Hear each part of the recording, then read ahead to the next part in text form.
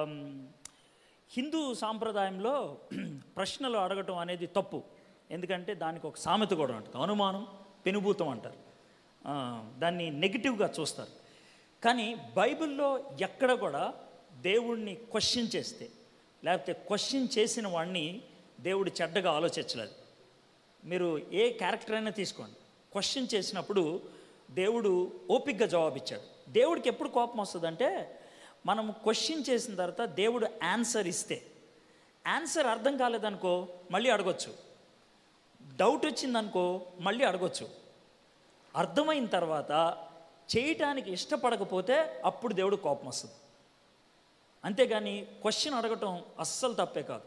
మీకు ఒక ఎగ్జాంపుల్ చెప్తాను. నిర్గమకాండం 3-4 అధ్యాయాల్లో సిరీస్ ఆఫ్ క్వశ్చన్స్ ఉంటాయి అన్నమాట. మోషేని దేవుడు నువ్వు ఫరో దగ్గరికి వెళ్ళాలి అంటాడు. అంటే మొట్టమొదటి క్వశ్చన్ నేనెవరిని అంటాడు. అప్పుడు పాపం ఓపిక్గా జవాబిస్తాడు. తర్వాత నెక్స్ట్ ఏమంటాడంటే నువ్వెవరివి అని అంటాడు, నీ పేరేంటి అని అంటాడు. మళ్ళీ దేవుడు ఓపిక్గా జవాబిస్తాడు. మూడోది నేను వెళ్తే ఆడు మాట వింటాడా అంటాడు. అంటే మళ్ళీ ఓపిక్గా జవాబిస్తాడు. నాలుగోది మరి నాకు నత్తినోరు కదా ఎలా అంటే పర్లేదు నేను దాన్ని అంటాడు. ఈ 4 క్వశ్చన్స్కి దేవుడు చక్కగా జవాబు ఇచ్చిన తర్వాత నాకు కుదరదు, నువ్వు అహరోను పంపించు అంటే అప్పుడు మండిపడ్డాడు దేవుడు. So you got it. So questioning is not wrong. యెషయా గ్రంథం 1వ అధ్యాయం 18వ వచనంలో కమ్ లెట్ us రీజన్ అని అంటాడు. మన వివాదాన్ని ఏమంటారు తీర్చుకుందాం, రైట్? మన వివాదాన్ని తీర్చుకుందాం. వివాదాన్ని తీర్చుకోవాలంటే దెర్ మస్ట్ బి డిస్కషన్ అని దేవుడే పిలుస్తున్నాడు. Let's discuss. You argue with me, నాతో ఆర్గ్యూ చేస్తావా, నో ప్రాబ్లం. ఈ విధంగా అడగటం అనేది పొరపాటేం కాదు. I will answer. ఒకటి క్వశ్చన్ చేసినప్పుడు ఎప్పుడు కూడా మనం గుర్తుపెట్టుకోవాల్సింది ఏంటంటే, క్వశ్చన్కి మన మైండ్లో ఒక ఆన్సర్ పెట్టుకొని, అర్థమైందా, ఆన్సర్ ఆ డబ్బాలో సెట్ అవుద్దో లేదో చూసి, సెట్ కాకపోతే కనుక ఇడి జవాబు చెప్పడం రాదు 1, ఇడు హర్ట్ చేశాడు 2, నేనెన్నో 3, అవి చెడ్డే. క్వశ్చన్ వేసినప్పుడు ఎప్పుడు కూడా ఓపెన్గా ఉండాలన్నమాట. అంటే ఏం చెప్పినా కూడా తీసుకోవడానికి ఇష్టపడాలి. ఒకవేళ నేను చెప్పే తీరు బాగాలేదా క్లారిఫికేషన్ అడగొచ్చు, చెప్పింది అర్థం కాలేదా క్లారిఫికేషన్ అడగొచ్చు. అర్థమైన తర్వాత వినలేదనుకో అది ఎలా ఉంటుందంటే, ఒకటి చేపలు పడుతున్నాడంట, చేపలు పడతా ఉంటే ఒక ఆయన దూరం నుంచి వస్తున్నాడంట. చూస్తూ ఉంటే వీడేం చేస్తున్నాడు, చేప పడుతున్నాడంట.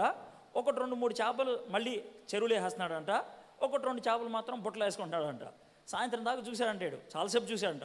ఓపిక ఇంకా తట్టుకోలేక ఆయన అన్నాడంట, ఏమయ్యా బాబు చేపలు పడుతున్నావు కష్టపడి, కొన్ని చేపలు మళ్ళీ చెరువులు వేస్తున్నావు, కొన్ని చేపలు అంటే లోన్ వేస్తున్నావు అంటే, అదా మా ఇంట్లో 6 అంగుళాల పెనం ఉంది, 6 అంగుళాల కంటే పెద్ద కొంటే చేప వేసేస్తున్నా వెనక్కి అన్నాడంట.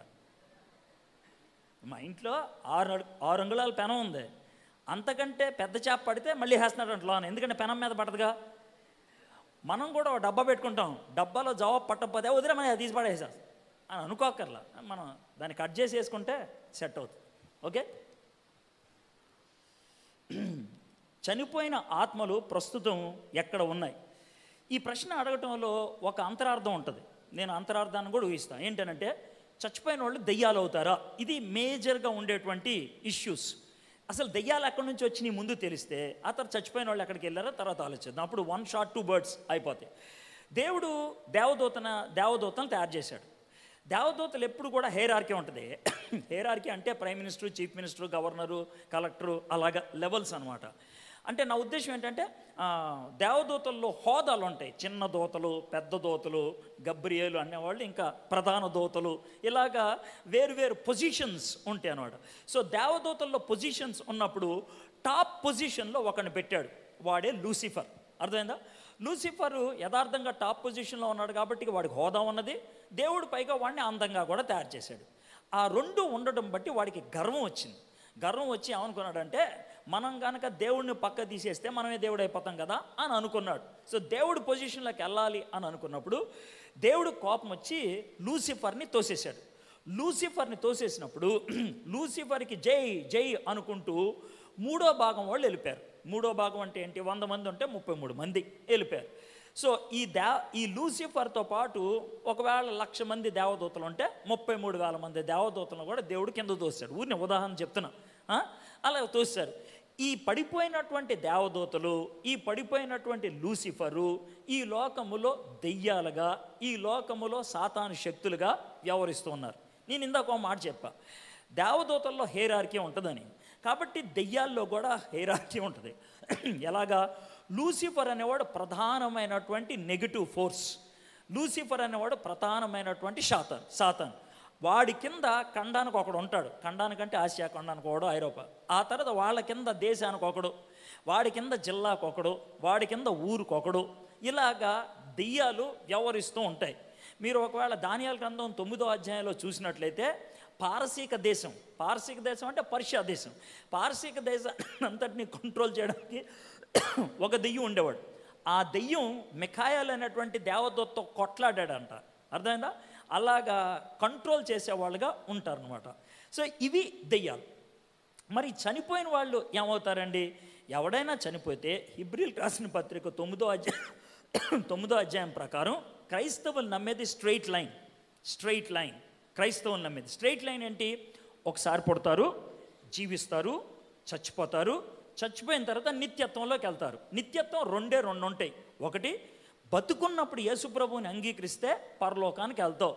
బతుకున్నప్పుడు యేసుప్రభుని అంగీకరించకుండా చచ్చిపోతే నరకానికి వెళ్తావు. చచ్చిపోయిన తర్వాత మనకి మధ్యలో వెయిటింగ్ పీరియడు, రెస్ట్ రూము అలాంటివి ఏమి ఉండవు. ఇప్పుడైతే యేసుప్రభు సిలువ మీద చనిపోకముందు వెయిటింగ్ రూమ్ ఉండేది.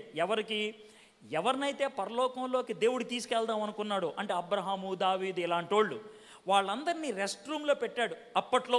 ఇప్పుడు పెట్టాల్సిన అవసరం లేదు. అప్పట్లో పెట్టినటువంటి ఆ రెస్ట్ రూమ్నే ప్యారడైజ్ అంటారు. ఎందుకు పెట్టారు సార్ అప్పుడు ప్యారడైజ్లో అని అంటే, ఎవరైనా పరలోకంలోకి వెళ్ళాలంటే ఒకటే మార్గం. ఏంటా మార్గం? యేసుప్రభు అనే మార్గం. యేసుప్రభు రక్తం చిందించితే తప్పించి పాపమునకు పరిహారం జరగదు. పాపానికి పరిహారం జరగకుండా ఎవరో పరలోకంలోకి వెళ్ళరు. యేసుప్రభుకు ముందు ఉన్నటువంటి మోషే కానీ, అబ్రహాం కానీ, దావీదు కానీ, మరి ఇంకా ఏ భక్తులైనా కూడా పరలోకంలోకి వెళ్ళటానికి లేదు. ఎందుకంటే యేసుప్రభు ఇంకా చనిపోలేదు కదా. అందుకనే వాళ్ళు పరదైసులో ఉండిపోయారు. దాన్నే ప్యారడైజ్ అంటారు, వెయిటింగ్ రూమ్. ఎప్పుడైతే యేసుప్రభు వారు చనిపోయారో, రక్తాన్ని కార్చారో, ఆయన ఇమీడియట్గా ప్యారడైజ్కి వెళ్ళి మనం వెయిటింగ్ రూమ్లో అనౌన్స్ చేస్తాం చూసారా, మీరు వెయిట్ చేస్తున్నటువంటి ట్రైన్ వచ్చిందని. అలాగా అనౌన్స్ చేశాడు ఆయన. ఏమని? పని పూర్తి అయిపోయిందని. అప్పుడు అందరూ కూడా ట్రైన్ ఎక్కేస్తారు కదా, అందరూ ట్రైన్ ఎక్కేశారు. దీన్నే మనం ఎఫీసీయులకు రాసిన పత్రిక 4వ అధ్యాయం 8-9 వచనాల్లో చూస్తాం. ఆయనను చెరగా పరలోకంలోకి కొనిపోయాడని. 1 పేతురు 3వ అధ్యాయంలో ఆయన బంధకాల్లో ఉన్నవాళ్ళు లేకపోతే చెరలో ఉన్న వాళ్ళకి ప్రకటించడానికి వెళ్ళాడు. బోధించడానికి కాదు, ప్రకటించడానికి వెళ్ళాడు, అనౌన్స్ చేయడానికి వెళ్ళాడు అని 1 పేతురు 3వ అధ్యాయంలో చూస్తాం అనమాట. ఇది యేసు ప్రభువుని అంగీకరించినటువంటి వాళ్ళు, చనిపోయిన వాళ్ళు పరలోకంలోకి వెళ్తారు అంటాను నిదర్శనం. మరి ఎవరైనా చనిపోతే యేసు ప్రభువుని అంగీకరించకుండా వాళ్ళు ఏమవుతారు? వాళ్ళు నరకానికి వెళ్ళిపోతారు. ఏమండి, మరి ఈ దెయ్యాలు మా తాత పేరు, మా నాన్నమ్మ పేరు, మా అవ్వ పేరు పెట్టుకొని వస్తారు కదా, మరి వాళ్ళ పేరు ఏంటి, వాళ్ళ పరిస్థితి ఏంటి అని. దెయ్యాలు వాళ్ళకున్న ఒరిజినల్ పేరు పెట్టుకొని వచ్చారనుకోండి, మనకేమర్థం అవుద్ది? అర్థం కాదు కదా. కాబట్టి మనకు అర్థం అవడానికి ఏం చేస్తారంటే, ఇప్పుడు మీకు నేనంటే ఇష్టం లేదనుకోండి, నేను చచ్చిపోయాను అనుకోండి, నేనే అడ్వాడిని అని వస్తాను అనమాట. అప్పుడు మీకు టెన్షన్ పుట్టిద్ది. అది విషయం అన్నమాట. కాబట్టి అలాగ తెలిసిన వాళ్ళ పేర్లు పెట్టుకొని రావటం అనేది సహజం. కానీ ఎవరు కూడా చచ్చిపోయిన వాళ్ళు దెయ్యాలు అవ్వరు. ఓకే, ఇది మొదటి ప్రశ్న. మీరు ఎన్ని రకాలైనటువంటి డౌట్స్ ఉన్నాయి అన్నీ కూడా క్లియర్ఫై చేశాం. Next question. క్రీస్తుని సిలువనెత్తుకొని వెంబడించు అని అంటే ఈ రోజుల్లో సేవకులు ఒక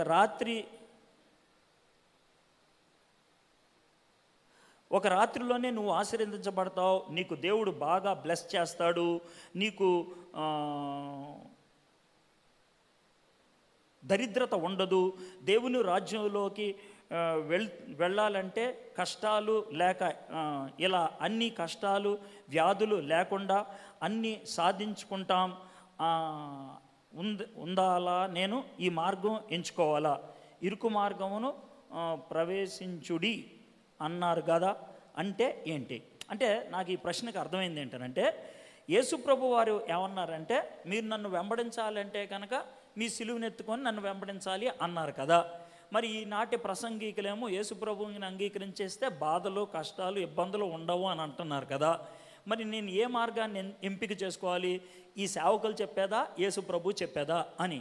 అయితే మీరు ఒక చిన్న క్లారిటీ తెలుసుకోవాలి.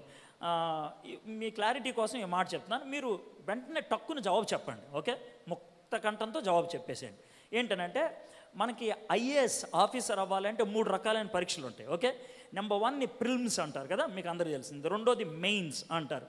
3ది ఇంటర్వ్యూ అంటారు. సో ఇక్కడ కూర్చున్నటువంటి మీరంతా కూడా మెయిన్స్ రాసేశారు. సర్వసాధారణంగా మెయిన్స్ 1,00,000 మంది రాస్తే సుమారు 5,000 మంది ప్రిలిమ్స్ రాశారు. ప్రిలిమ్స్ రాస్తే 1,00,000 మంది ప్రిలిమ్స్ రాస్తే 5,000 మందిని మెయిన్స్కి పిలుస్తారు. అంటే 1,00,000లో 5,000 మంది సెలెక్ట్ అవుతారు.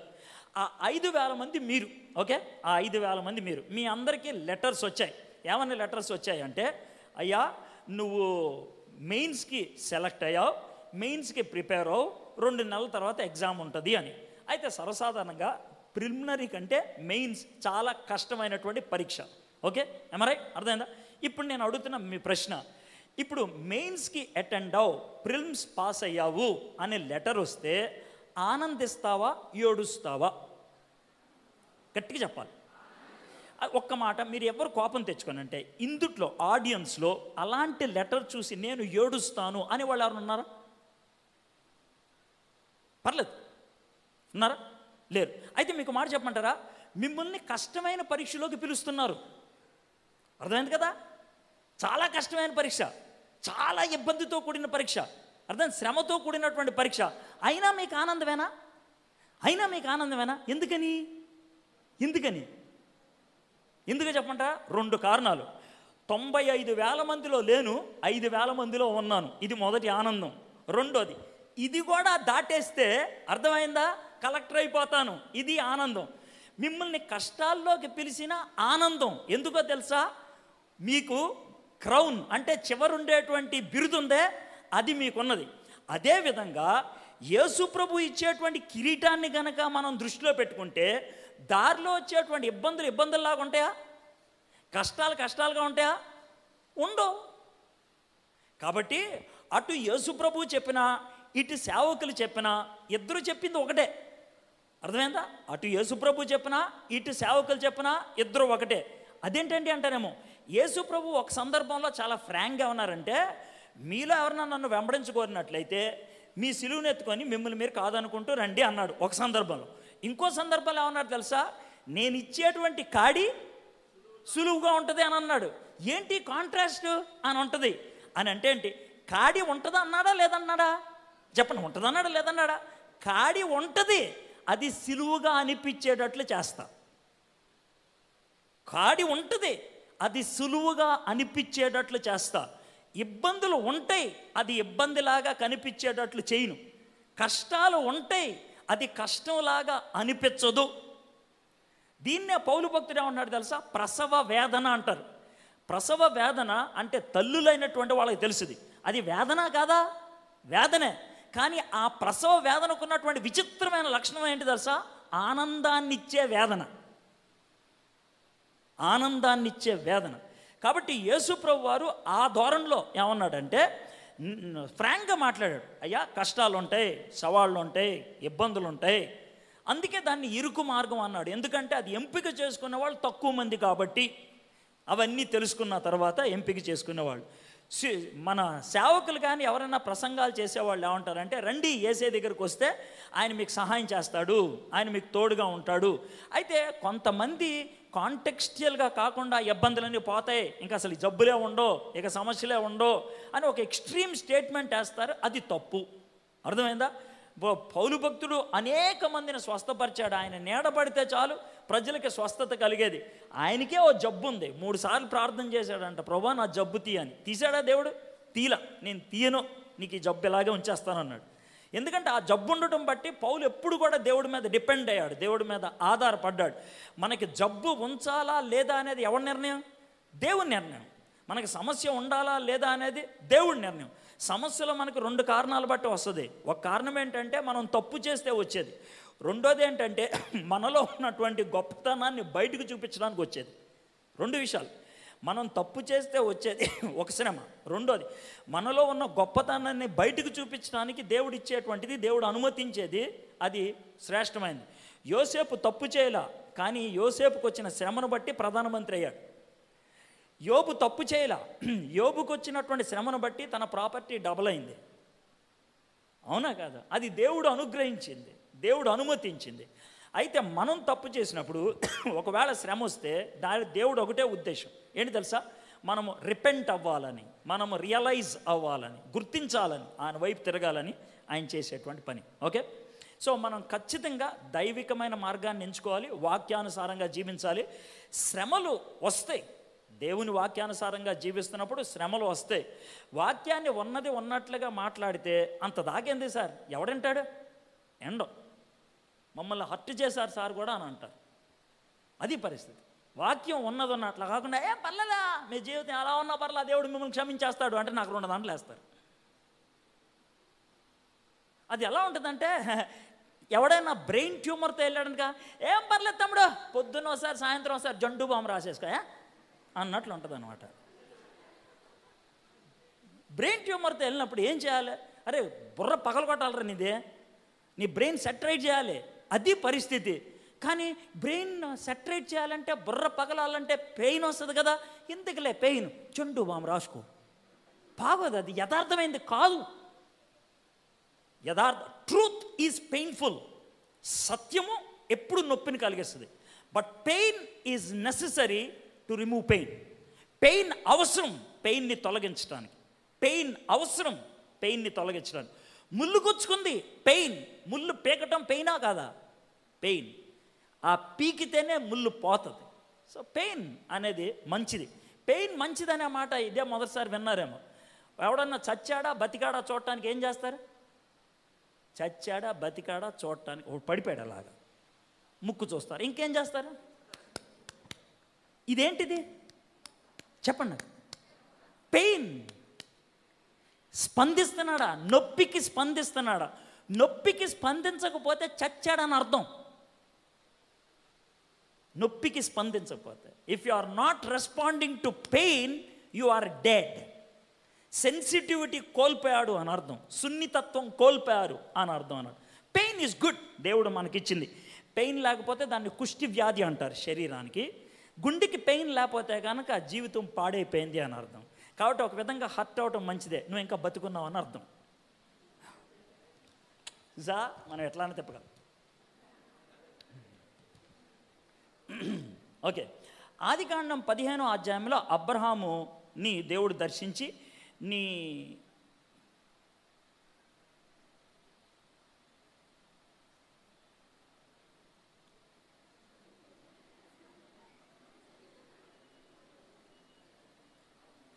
బహుమానము, నీ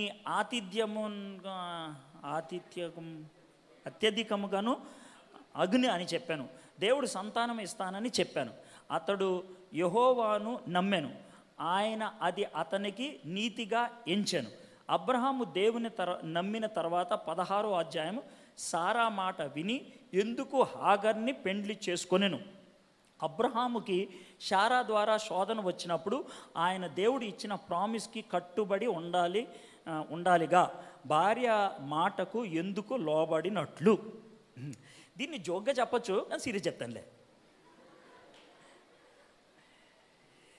అయితే మీరు ఏమనుకుంటున్నారంటే దీంట్లో ఒక అంతరార్థం ఉంది. దీన్ని ఏమనుకుంటున్నారంటే, ఒక్కసారి యేసుప్రభుని అంగీకరిస్తే, ఒకసారి యేసుప్రభుని నమ్మితే వాడి లైఫ్ పర్ఫెక్ట్గా ఉంటుంది అని అనుకుంటున్నారు.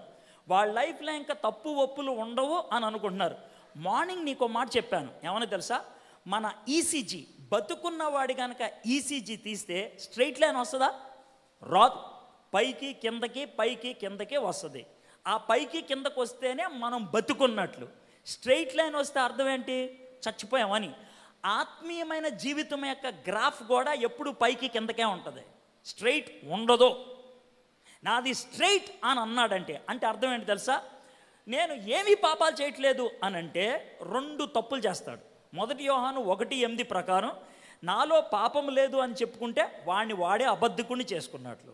1:10 ప్రకారం, 1 యోహాను 1:10 ప్రకారం నేను పాపం చేయలేదు అంటే దేవుణ్ణి అబద్ధికునిగా చేసినట్లు అవుతాం. మనం విశ్వాసి అయిన తర్వాత కూడా జారి పడిపోవటం, అప్పుడప్పుడు ఒడిదుడుకులోకి వెళ్ళటం అనేది సహజం. అంటే నేను దానికి సంజాయిషి ఇస్తున్నానని కాదు, మీరు పడిపోయినా పర్లేదని కాదు, పడటం అనేది జరుగుతూ ఉంటుంది. అయితే విశ్వాసకు ఉండేటువంటి లక్షణం ఏంటంటే పడితే మళ్ళీ లేస్తాడు, పడిపోయిన స్థితిగతుల్లో ఉండిపోడు, పడిపోతే మళ్ళీ లేస్తాడు. అది విశ్వాసి ఉండేటువంటి పరిస్థితి. అబ్రహాము నమ్మాడు, నమ్మంగానే దేవుడు ఏం చేశాడంటే తనని, మన భాషలో చెప్పాలంటే విశ్వాసి, తనని అంగీకరించినటువంటి వ్యక్తి, బిలీవర్ అని తనని కేటగిరీలో పెట్టాడు. బిలీవర్ కేటగిరీలోకి వచ్చిన తర్వాత తప్పులు చేస్తావా? చేస్తాం. అన్బిలీవర్గా ఉన్నప్పుడు తప్పు చేస్తే పడిపోయిన స్థితిలోనే ఉంటాం. బిలీవర్గా ఉన్నప్పుడు తప్పు చేస్తే పడిపోయిన తర్వాత మళ్ళీ లేస్తాం. ఎప్పటికీ లేవకుండా పడిపోయిన స్థితిలోనే ఉంటున్నామంటే బిలీవర్ అనుకున్నాం, మనం బిలీవర్ కాదు. బిలీవర్ అన్నవాడు పడిపోయిన స్థితిలో ఉండడు, పడిపోయినా లేస్తాడు. పాపము చెయ్యడు అనే మాట ఉండడు, పాపము చెయ్యజాలడు. ఒకవేళ పాపము చేసినా ఆయన మళ్ళీ లేస్తాడు. బిల్లీ గ్రహం గారు ఎప్పుడు కూడా ఒక ఉదాహరణ చెప్తాడు, ఏంటంటే దీన్ని విశ్వాసీ జీవితాన్ని చూపించడానికి. ఏంటనంటే ఒక అతనంట ఒక గొర్రెను, ఒక పందిని రెండాట్లకి బాగా శుభ్రపరిచి స్నానం చేయించి రెండాట్లను తీసుకొని నడుచుకుంటూ వెళ్తున్నాడంట. ఆయన ఒక బ్రిడ్జ్ దాటాల్సి వచ్చింది. ఆ బ్రిడ్జ్ మీదకి 2 జంతువులను ఎక్కించుకుంటూ వెళ్తున్నాడు. దానికి అటు ఇటు రైలింగ్ లేదు, అంటే ప్రొటెక్షన్ లేదు. కింద ఒక గటర్, అంటే మురికి కాలం ఉన్నది. ఈ 2 జంతువులు జారి పడిపోయినాయి. ఇటే పంది పడిపోయింది, అటే గొర్రె పడిపోయింది. అప్పుడే స్నానం చేయించుకొస్తున్నాడు. ఈ వ్యక్తికి చాలా బాధ అనిపించింది. అరే ఇప్పుడే స్నానం చేయించుకొచ్చాను కదా అని పరిగెట్టుకుంటా కిందకి వెళ్ళాడు. బ్రిడ్జ్ దాటి కిందకు వచ్చాడు. కిందకు వచ్చేటప్పటికి గొర్రె ఆ మురికి గట్టర్లోంచి బయటకు వచ్చేసి దులుపుకుంటుంది. అది ఇట్ ఈస్ నాట్ కంఫర్టబుల్. కానీ పంది లేదా ఆ మురికి గుంట్ల అలాగా సెటిల్ అయిపోయి అలా హ్యాపీగా ఫీల్ అవుతుంది. ఈ ఉదాహరణ ఇవ్వటం ద్వారా బిల్లీ గ్రామ్ గారు ఏమంటారంటే, ఒకవేళ విశ్వాసి పాపం చేస్తే లేదా పాపంలో పడితే అన్కంఫర్టబుల్గా ఫీల్ అవుతాడు, ఉండలేడు, అక్కడ డిస్టర్బ్ అవుతాడు, ఎప్పుడు బయటకు వచ్చేయాలనేటువంటి ఆతృత ఉంటుంది. ఒకవేళ మీరు నాకు అట్లా అనిపించట్లేదే అని అన్నావు అనుకో, అంటే నువ్వు మారు మనసు పొందలేదన్నమాట. ఇంకా అర్థమైందా నీకు? అది సర్వసాధారణంగా నువ్వు విశ్వాసి అయితే ఉండే ఫీలింగ్ చెప్తున్నాను నేను. అది నాకు అది లేదు సార్, దాన్ని నేనేం చేయను దానికి. నిన్ను బట్టి నా యొక్క మెథడ్ చెప్పలేను కదా. మెథడ్ బట్టి మన జీవితం ఉండాలి. అది నేను రాసిన మెథడా కాదు, బైబిల్లో ఉన్నది అది. అర్థమైందా? బైబిల్లో ఉన్నటువంటి పరిస్థితి అది. కాబట్టి యూ ఫీల్ డిస్టర్బ్. దావీదు పాపం చేశాడు, బెత్షెబాతో వ్యభిచారం చేశాడు, ఇంకొక అబ్బాయిని చంపేశాడు. అయితే చాలా కాలం వరకు ఆ వ్యభిచారపు చేసినటువంటి వ్యక్తి ఎలా ఉన్నాడు అనేది 51వ కీర్తనలో చెప్తా ఉంటాడు. ఏమన్నా తెలుసు, నా కళ్ళ ముందు ఎప్పుడు నా పాపం కనబడుతుంది అని అన్నాడు 3వ వచనంలో. That was his life. కానీ బయట ఎవరికి చెప్పుకోలేపాడు. ఆ రోజున ఒక్కసారి ఉత్కంఠభరితంగా మొత్తం అంతా పెళ్ళుపికినట్టు బయటకు వచ్చేసింది. లాన్ అన్నటువంటి ఆ కట్ల దింపుకొని బయటకు వచ్చేసి ఆ పాట రాసుకుంటూ వచ్చాడు. So that is the situation. Abraham తప్పు చేశాడు, దాంట్లో ఏం లేదు. అయితే దేవుడు క్షమించుకుంటూ వచ్చాడు, తన జీవితాన్ని మార్చుకుంటూ వచ్చాడు. అసలు అంత దాకెందుకు? అబ్రహాము దేవుడు ఏమన్నాడంటే, నువ్వు ఉన్న దేశాన్ని విడిచిపెట్టి నేను చూపించే దేశానికి రా అన్న తర్వాత పచ్చి అబద్ధాలు కోరి అబద్ధాలు ఆడాడు ఆయన. భార్యను పట్టుకొని చెల్లి అనిపించాడు ఆయన అలాంటోడు. కానీ దేవుడు తన జీవితంలో వర్క్ చేసుకుంటూ వచ్చి చివరికి ఆయన విశ్వాసానికి తండ్రిగా చేశాడు. మన లైఫ్లో కూడా అంతే. దేవుడు మన లైఫ్ మీద వర్క్ చేస్తాడు. ఆయన వర్క్ చేసినప్పుడు 2 ప్రాముఖ్యమైన సంఘటనలు ఉంటాయి. ఏంటి ఆ 2 ప్రాముఖ్యమైన సంఘటనలు అంటాము? I want to give you this example. ఈ ఎగ్జాంపుల్ చూస్తే మీకు అర్థమవుద్ది. లియోనార్డో డా విన్సీ తెలుసా మీకు? లియోనార్డో డా విన్సీ పేరు ఎప్పుడైనా విన్నారా? లియోనార్డో డా విన్సీ విన్నారు? లియోనార్డో డా విన్సీ డా విన్సీ కోడ్కి అంటే ఒక విధంగా దానికి కారకుడయ్యాడు.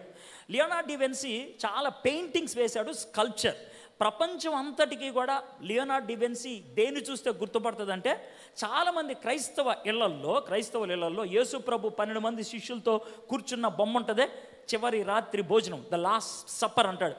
ఆ పెయింటింగ్ గీసింది మన లియోనార్డో డా విన్సీ. ఆయన స్కల్ప్చర్ అంటే శిల్పాలని చెక్కుతూ ఉంటాడు కూడా.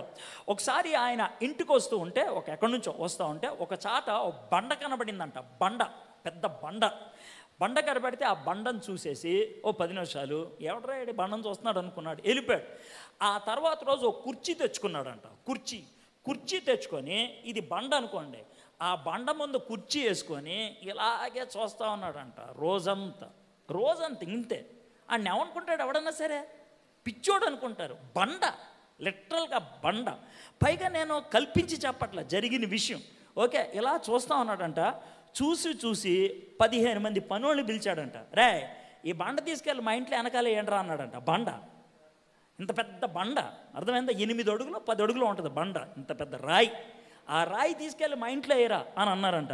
వీడికి నిజంగా పిచ్చెక్కింది అనుకున్నారంట. ఇంట్లో వేసారు బండని. ఇంట్లో వేసిన తర్వాత లియోనార్డో డా విన్సీ ఇంటి తలుపులు వేసేసుకొని వెనక్కి వెళ్ళిపోయి ఆ బండ దగ్గర కూర్చొని ఆయన ఏం చేసాడో ఎవరికి తెలియదు. 3 రోజుల తర్వాత డోర్ తీస్తే ఆ బండ ఉన్న చోట ఇలా నుంచున్నటువంటి మోసెస్ బొమ్మ ఉంది. మీరు ఎప్పుడైనా హైదరాబాద్లో సాలార్జంగ్ మ్యూజియంకి వెళ్తే ఇలా నుంచున్న మోసెస్ బొమ్మ ఉంటుంది, మీరు చూడండి. ఆ బొమ్మ రెప్లికా అంటే అలాంటిది అనమాట, అది ఒరిజినల్ కాదు. అదే అలాంటి శిల్పాన్ని లియోనార్డో డా విన్సీ చేశాడు, అర్థమైందా? ఆ రాయి నుంచి ఇలా చేశాడు. అప్పుడు అందరూ అన్నారంట, ఎక్కడున్నాడు ఇప్పుడు దాకా మోసెస్ అని అంటే ఆయన ఇచ్చిన జవాబు, ఆ బండలో ఉన్నాడు, మిగిలినవన్నీ తీస్తే మోసెస్ బయటకు వచ్చాడు అని అన్నాడంట. అంటే నేను ఎందుకే మాట చెప్తున్నానంటే, దేవుడు మొదట మనల్ని చూస్ చేసినాము, మనం ఒక బండ. ఆ బండని చూసినప్పుడు దేవుడు బండగా చూడ్డు. ఎగ్జాంపుల్ చెప్తాను.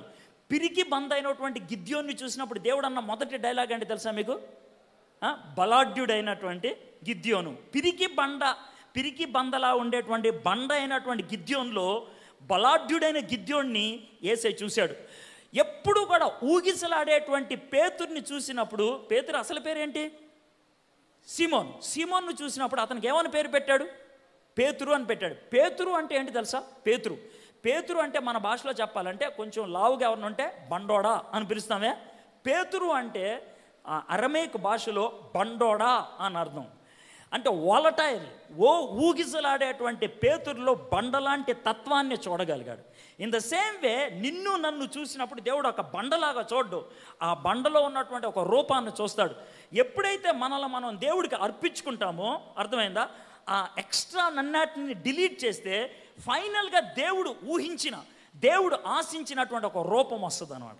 సో ఆ రూపం వచ్చేదాకా మనము పర్ఫెక్షన్లోకి వెళ్తూనే ఉంటాం. వీఆర్ నెవర్ పర్ఫెక్ట్, అవుతూనే ఉంటాం. ఓకే, ఈ ప్రాసెస్లో there might be some mistakes. Okay, దేవుడు అబ్రహాంని ఆ విధంగా ఎంపిక చేసుకున్నాడు. He worked on him and finally he called him the father of faith. Okay,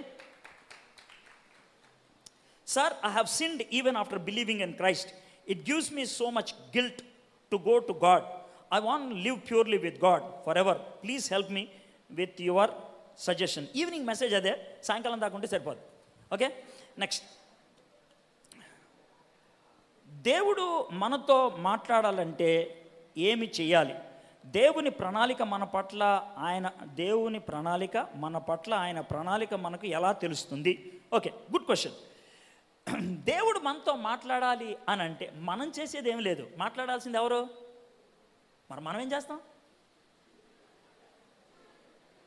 మనమేం చేయం. అలా నవ్వుకొని వదిలేచ్చు. కానీ దానికి ఇంకో యాంగిల్ ఏంటంటే, మీ ఫోన్ నెంబర్ నా దగ్గర ఉంది, అర్థమైందా? నేను మీతో ఫోన్లో మాట్లాడాలి. ఫోన్ ఎవరు చేయాలి? నేను కదా. మీరేం చేస్తారు? మీరేం చేయరు, నేనే చేయాలి. ఫోన్ తీసుకున్నా, ఫోన్ చేసా, నేను మీతో మాట్లాడాలి. మీరేం చేయాలి చెప్పండి నాకు? మొదటిది ఆన్లో పెట్టుకోవాలి. 2 కవరేజ్ ఏరియాలో ఉండాలి. 3 రింగ్ అయితే ఎత్తాలి. 4 చెవులో పెట్టుకొని వినాలి కదా. అవునా కదా? సో దేవుడు ఫోన్ చేస్తాడు, కానీ మనం ఈ పనులు చేయు. అందుకే దేవుడు మాట్లాడేంటి అంటాడు, అరే చాలాసార్లు రింగ్ చేశాను రా బాబు, ఎప్పుడు స్విచ్ ఆఫ్ చేసుకుని ఉంటావు నువ్వు, నేనేం చేయను బాబు అంటాడు ఆయన. పోనీ స్విచ్ ఆన్ ఉందా అంటే కవరేజ్ ఏరియాలో ఉండవు. కవరేజ్ ఏరియాలో ఉండకపోవడం అంటే ఏంటి తెలుసా? చర్చిలో ఉంటావు, ఎక్కడేమో స్తోత్ర బలి అని పాడతావు, బాహుబలి టికెట్లు దొరికే లేదో ఆలోచిస్తావు నువ్వు. అది పరిస్థితి. అద్భుతంగా కాయరాలతో చూపి పాడుతూ మార్గము చూపుము ఇంటికి అంటావు, అరే అత్తోరింటి దారి టికెట్ దొరుకుతా అంటాడు బయటికి వెళ్ళి. మరి అప్పుడు దేవుడు ఏం మాట్లాడగలడు? He cannot talk. దేవుడు మనతో మాట్లాడాలి అని అంటే కనుక మనం వినటానికి సంసిద్ధత ఉండాలి. చెప్పు ప్రభా అని అంటే ఆయన మాట్లాడతాడు. సో బేసిక్గా మన వర్క్ ఏంటి తెలుసా? వినటానికి ఇష్టపడాలి. మీకు విషయం తెలుసా? మాట్లాడటం ఈజీయా, వినటం ఈజీయా? మాట్లాడటం చాలా ఈజీ. ఇప్పుడు నేను స్టేజ్ ఎక్కాను కదా, 2-3 గంటలు వాగమంటే వాగుతా, కానీ 2-3 గంటలు నువ్వు కూర్చుంటావా? కూర్చోలేవు. నిజం చెప్తున్నా, నీ వల్ల కాదు అది. అంత దాకెందుకు నన్ను అక్కడ కూర్చోబెట్టు, అప్పుడు తెలుస్తుంది నా సంగతి. వాగడం చాలా ఈజీ, వింటమే కష్టం. అందుకే తంటాలు పడతాం మనం. చాలా ఫ్రాంక్గా చెప్తున్నాను, it's very difficult to listen. So అయితే మనం వినటానికి ఇష్టపడాలి, వినటానికి సంసిద్ధత ఉండాలి. Then God will speak. Samuel తెలుసు కదా స్టోరీ. శామ్యూల్ 1 సమూయేలు 3వ అధ్యాయంలో దేవుడు 2 సార్లు వచ్చాడు, మాట్లాడలేదు.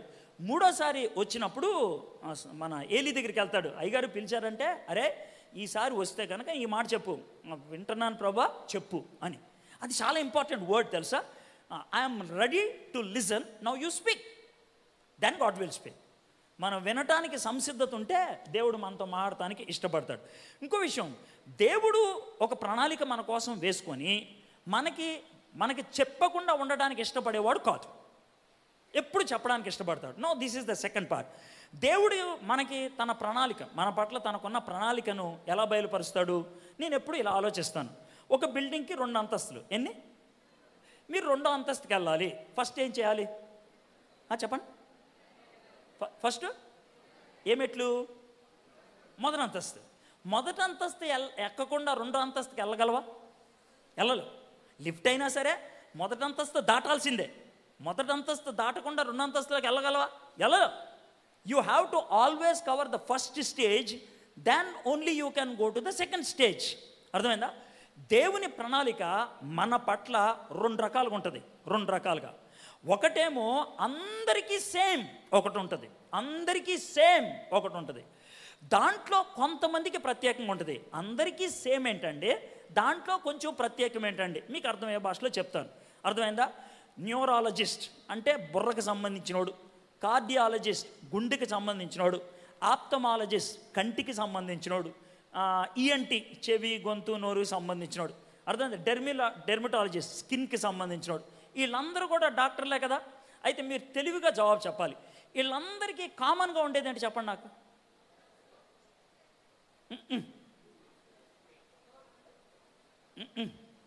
డెర్మటాలజిస్ట్ని ఎండి ఇన్ డెర్మటాలజీ అంటారు, కార్డియాలజిస్ట్ని ఎండి ఇన్ కార్డియాలజీ అంటారు, న్యూరాలజిస్ట్ని ఎండి ఇన్ న్యూరాలజీ అంటారు.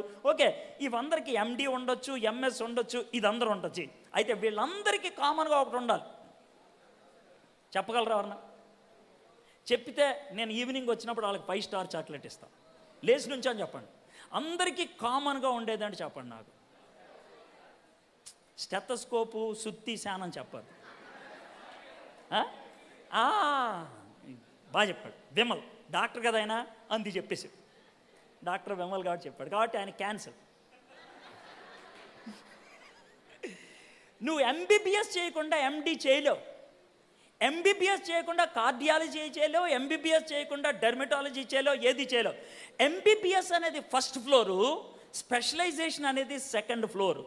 ఫస్ట్ ఫ్లోర్ పాస్ అవ్వకుండా సెకండ్ ఫ్లోర్లోకి వెళ్ళలేవు. ఫస్ట్ ఫ్లోర్ అందరికీ కామనే 5.5 years, సెకండ్ ఫ్లోర్ 2 years, కొంత భాగం మాత్రమే. ఇది మినిమం, ఇది మ్యాక్సిమం. ఓకే, దేవుడు 70% మనం ఎలా జీవించాలో రివీల్ చేసేసాడు ఆల్రెడీ. పవిత్రంగా జీవించు, అబద్ధం ఆడొద్దు, దొంగతనం చేయొద్దు, నా వాక్యాన్ని రోజు చదువు, ప్రార్థన చేయి, ఇది అందరికి కామనే కదా. ఇది 70%. దీంట్లో మనం మినిమం అన్న స్కోర్ చేస్తే సెకండ్ లెవెల్కి వెళ్తాం. అప్పుడు సెకండ్ లెవెల్లో నాకున్న స్పెషల్ కేటగిరీ అంటే చెప్తాడు. నీ కేటగిరీ ఇదిరా, నీ కేటగిరీ, నీ డెర్మటాలజీ రా, అరే నువ్వు గిటార్ కొట్టాలరా, అరే నువ్వు డ్రమ్ కొట్టాలరా, రే నువ్వు చాప కొట్టాలరా, అరే నువ్వు వాక్యం చెప్పాలరా, నువ్వు పాట పాడాలరా. ఇది ప్రతి వాడికి ఉంటుంది. ఇక్కడ ప్రతి ఒక్కడు తలాంతు ఉన్నవాడే, తలాంతు లేనివాడు అంటూ ఎవడు లేడు. లేడు అంటే దేవుడు బుర్రలేనివాడు. దేవుడు బుర్రున్నవాడు కాబట్టి ప్రతి వాణ్ణి ఉపయోగపడేవాడిగా తయారు చేస్తాడు. దేవుడి టీంలో ఎక్స్ట్రా ప్లేయర్లు ఎవడు ఉండడు. క్రికెట్కి ఎక్స్ట్రా ప్లేయర్ ఉంటాడు, ఫుట్బాల్కి ఎక్స్ట్రా ప్లేయర్ ఉంటాడు, టెన్నిస్కి ఎక్స్ట్రా ప్లేయర్ ఉంటాడు, ఆర్మీకి రిజర్వ్ ఉంటారు. కానీ యేసుప్రభు టీంకి ఎప్పుడు ఎక్స్ట్రా ప్లేయర్ ఉండడు. నువ్వు దేవుణ్ణి అంగీకరించావంటే లోనే ఉంటావు, బయట ఉండవు. ఎక్స్ట్రా ప్లేయర్ అనేవాడు ఉండడు. నువ్వు లోనకు వస్తేనే దేవుడు మూవ్ చేస్తాడు. నువ్వు మినిమం సెలెక్ట్ అయితే కనుక దేవుడు స్పెషల్గా ఇస్తాడు. సో దేవుడు రివీల్ చేసింది నువ్వు కనుక అంగీకరించగలిగితే, ఒబే చేయగలిగితే, అన్రివీల్డ్ దాచిపెట్టి ఉన్నదాన్ని స్పెషల్ నీకు బయలుపరుస్తాడు. 2 స్టేట్మెంట్లు ఇస్తాను. If you can fulfil the revealed, God will reveal what you have to fulfil. ఇంగ్లీష్లో కొంచెం క్రిటికల్గా ఉంటుంది, కానీ కొంతమంది అయినా ఎంజాయ్ చేస్తారని ఆ మాట చెప్తున్నాను. If you are able to fulfil what is revealed, God will reveal what you have to fulfil.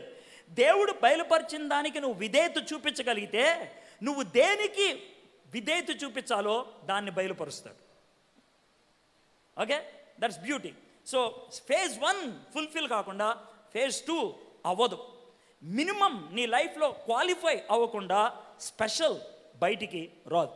Okay, next, మన పేరును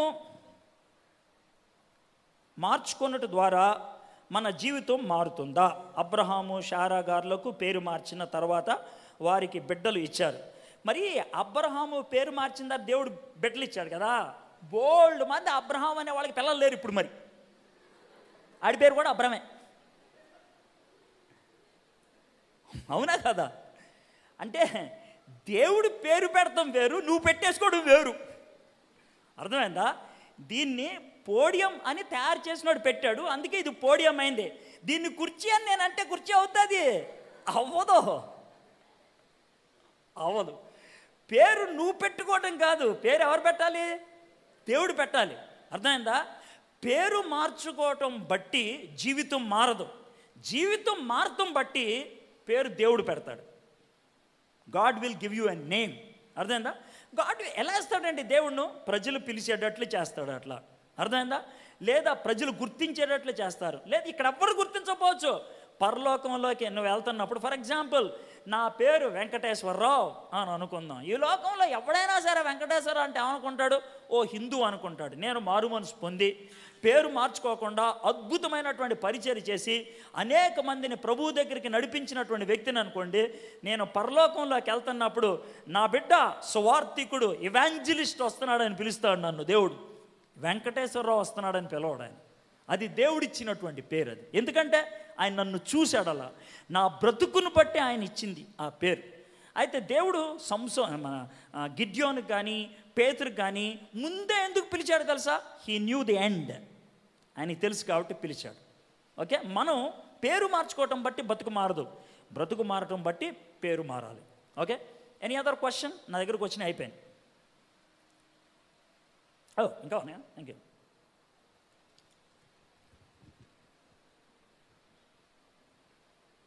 నాకు దయచేసి మీ సాక్షి జీవితం చెప్పగలరు? సాయంకాలం దాకా వెయిట్ చేస్తే అవుద్ది.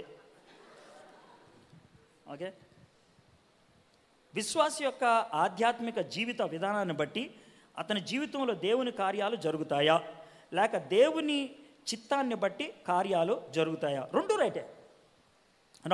మొదటిది ఏంటంటే దేవుని చిత్తాన్ని బట్టి ఆయన జీవితాల్లో కార్యాలు జరుగుతాయా, నెంబర్ 1.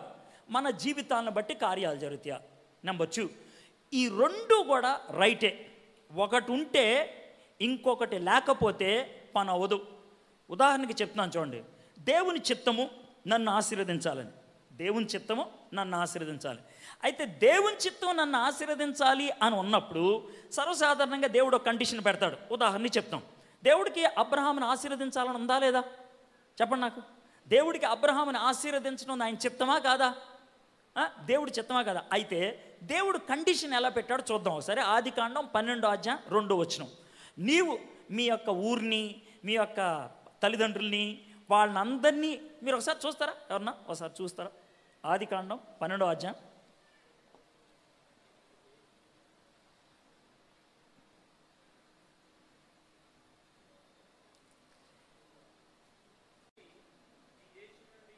నేను చదువుతాను చూడండి, అంటే నాకు మైక్ ఉంది కాబట్టి అంతకంటే ఇంకేలేదు.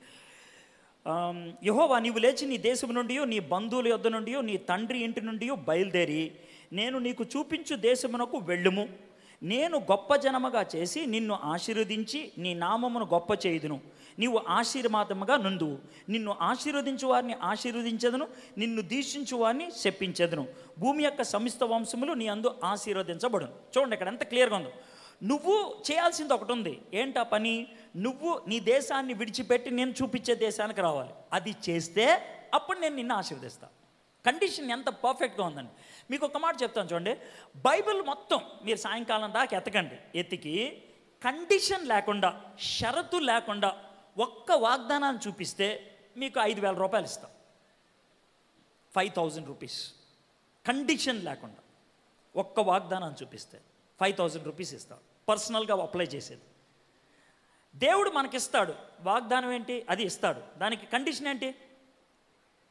అడుగుడి అంటే అడగటం ఏంటిది? వాగ్దానం. షరతు. ఇవ్వటం ఏంటి? వాగ్దానం. ఎప్పుడు తలుపు దేవుడు ఎప్పుడు తలుపు తీస్తాడు? తడితే. ఎప్పుడు దొరికేటట్లు చేస్తాడు?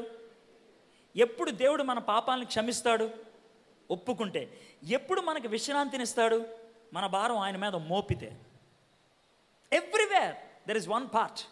మీలో చాలామంది క్యాలెండర్ చూసి చాలాసార్లు ప్రార్థన చేస్తారు. క్యాలెండర్లో కండిషన్ రాయరు, వాగ్దానం ఒకటే రాస్తారు. కండిషన్ రాస్తే క్యాలెండర్ ఎవడు కొనుక్కోడుగా. కండిషన్ రాయరు. క్యాలెండర్ ఏమని రాస్తారే? ఆయన నిన్ను ఆశీర్వదించును, నిన్ను తలగా ఉంచును అని ద్వితీయోపదేశకాండం 6వ అధ్యాయంలో రాస్తాడు. అయితే అది వాక్యమే, నేను కాదనట్లా. కానీ అది రిజల్ట్. అది దాని ముందు పెద్ద సుత్తు ఉంటుంది. ఏమన్నా తెలుసా? నేను నీకు బోధించిన ఆజ్ఞలను నువ్వు గైకొని దానికి విధేయత చూపించి దాన్ని కంఠహారముగా చేసుకొని నీ నుసుడి మీద రాసుకొని నీ గుమ్మాల మీద పూసి నీ పిల్లలకి నేర్పించి నువ్వు దాన్ని అనుసరించి జీవించినట్లయితే తలగా చేస్తా. ఇప్పుడు ఇదంతా రాయడు. ఆయన నిన్ను తలగా చేయను అని ఒక్కటి రాస్తున్నాడు. ఎక్కడ అవుతుంది? అవ్వదు. ఓకే. సో బైబిల్లో ఆ కండిషన్ని మనం చూసినట్లయితే ఫుల్ఫిల్ అవుతుంది. ఇప్పుడు చాలా క్లియర్గా అర్థమవుతుంది. దేవుని చిత్తం లేకుండా మన జీవితంలో ఆశీర్వాదం రాదు. మన యొక్క అనుమతి లేకుండా, లేకపోతే మనం ఆయనతో కోఆపరేట్ చేయకుండా ఆశీర్వాదాన్ని మనం సొంతం చేసుకోలేం. పొద్దున మంచినీళ్ళు పెట్టారు కదా అక్కడ. వద్దులే, టెన్షన్ లేదు, కూర్చో. నేను ఊరినే పెట్టుంటామో విశ్వాసంతో అడిగేశాను. తీయక్కర్లే, అడబెట్టు. ఈయన మంచినీళ్ళు పెట్టాడు, అది ఆయన చేసింది. ఈ మంచినీళ్ళని నేను ఆస్వాదించాలంటే ఏం చేయాలి? మొత్తం తాగాలి కదా. అవసరం. ఆయన నీళ్లు పెట్టి తాగకపోతే తప్పెవడిది? నాది. అయితే నాకు దాహం వేసినప్పుడు ఆయన నీళ్ళే పెట్టకపోతే ఎవడి తప్పు? దేవుడు ఎప్పుడు తప్పు చేయడు. ఓకే. సో దేవుడు ఎప్పుడు తప్పు చేయడు. దేవుడు మనల్ని దీవించడానికి రెడీగా ఉంటాడు, కానీ మనమే దాన్ని సొంతం చేసుకోం. ఓకే. నెక్స్ట్ చాలా పెద్ద ఎస్సే రాశారండి. మనం క్రిస్టియన్స్ కదా, అండ్ ఆల్సో ఇండియన్స్. ముందు ఇండియన్స్, తర్వాత క్రిస్టియన్స్. పుట్టంగానే మనం ఇండియన్, మనం మారు మనసు పొందిన తర్వాత Christian. Okay. So first Indian అని చెప్పండి, తర్వాత క్రిస్టియన్. ఓకే. ఎప్పుడు కూడా అంతే. ఐఎమ్ ఎన్ ఇండియన్ ఫస్ట్, దాన్నే క్రిస్టియన్. అర్థమైనా? ముందు భారతీయుడిని. ఎప్పుడో ఇంటర్మీడియట్ సీనియర్లో యేసుప్రభుని అంగీకరిస్తే క్రిస్టియన్ అయ్యాను. మేబీ నా యొక్క డాక్యుమెంట్స్లో క్రిస్టియన్ అని ఉండొచ్చు, మా అమ్మ నాన్న పెట్టింది, కానీ బైబిల్ ప్రకారం I'm not a Christian. So anywhere you tell first you are an Indian, then you are a Christian. Okay. Okay, thank you. మనం క్రిస్టియన్స్ కదా, అండ్ ఆల్సో ఇండియన్స్ కదా. సో మనం క్రిస్టియన్స్గా ఉండాలా? ఇండియన్ క్రిస్టియన్గా ఉండాలి.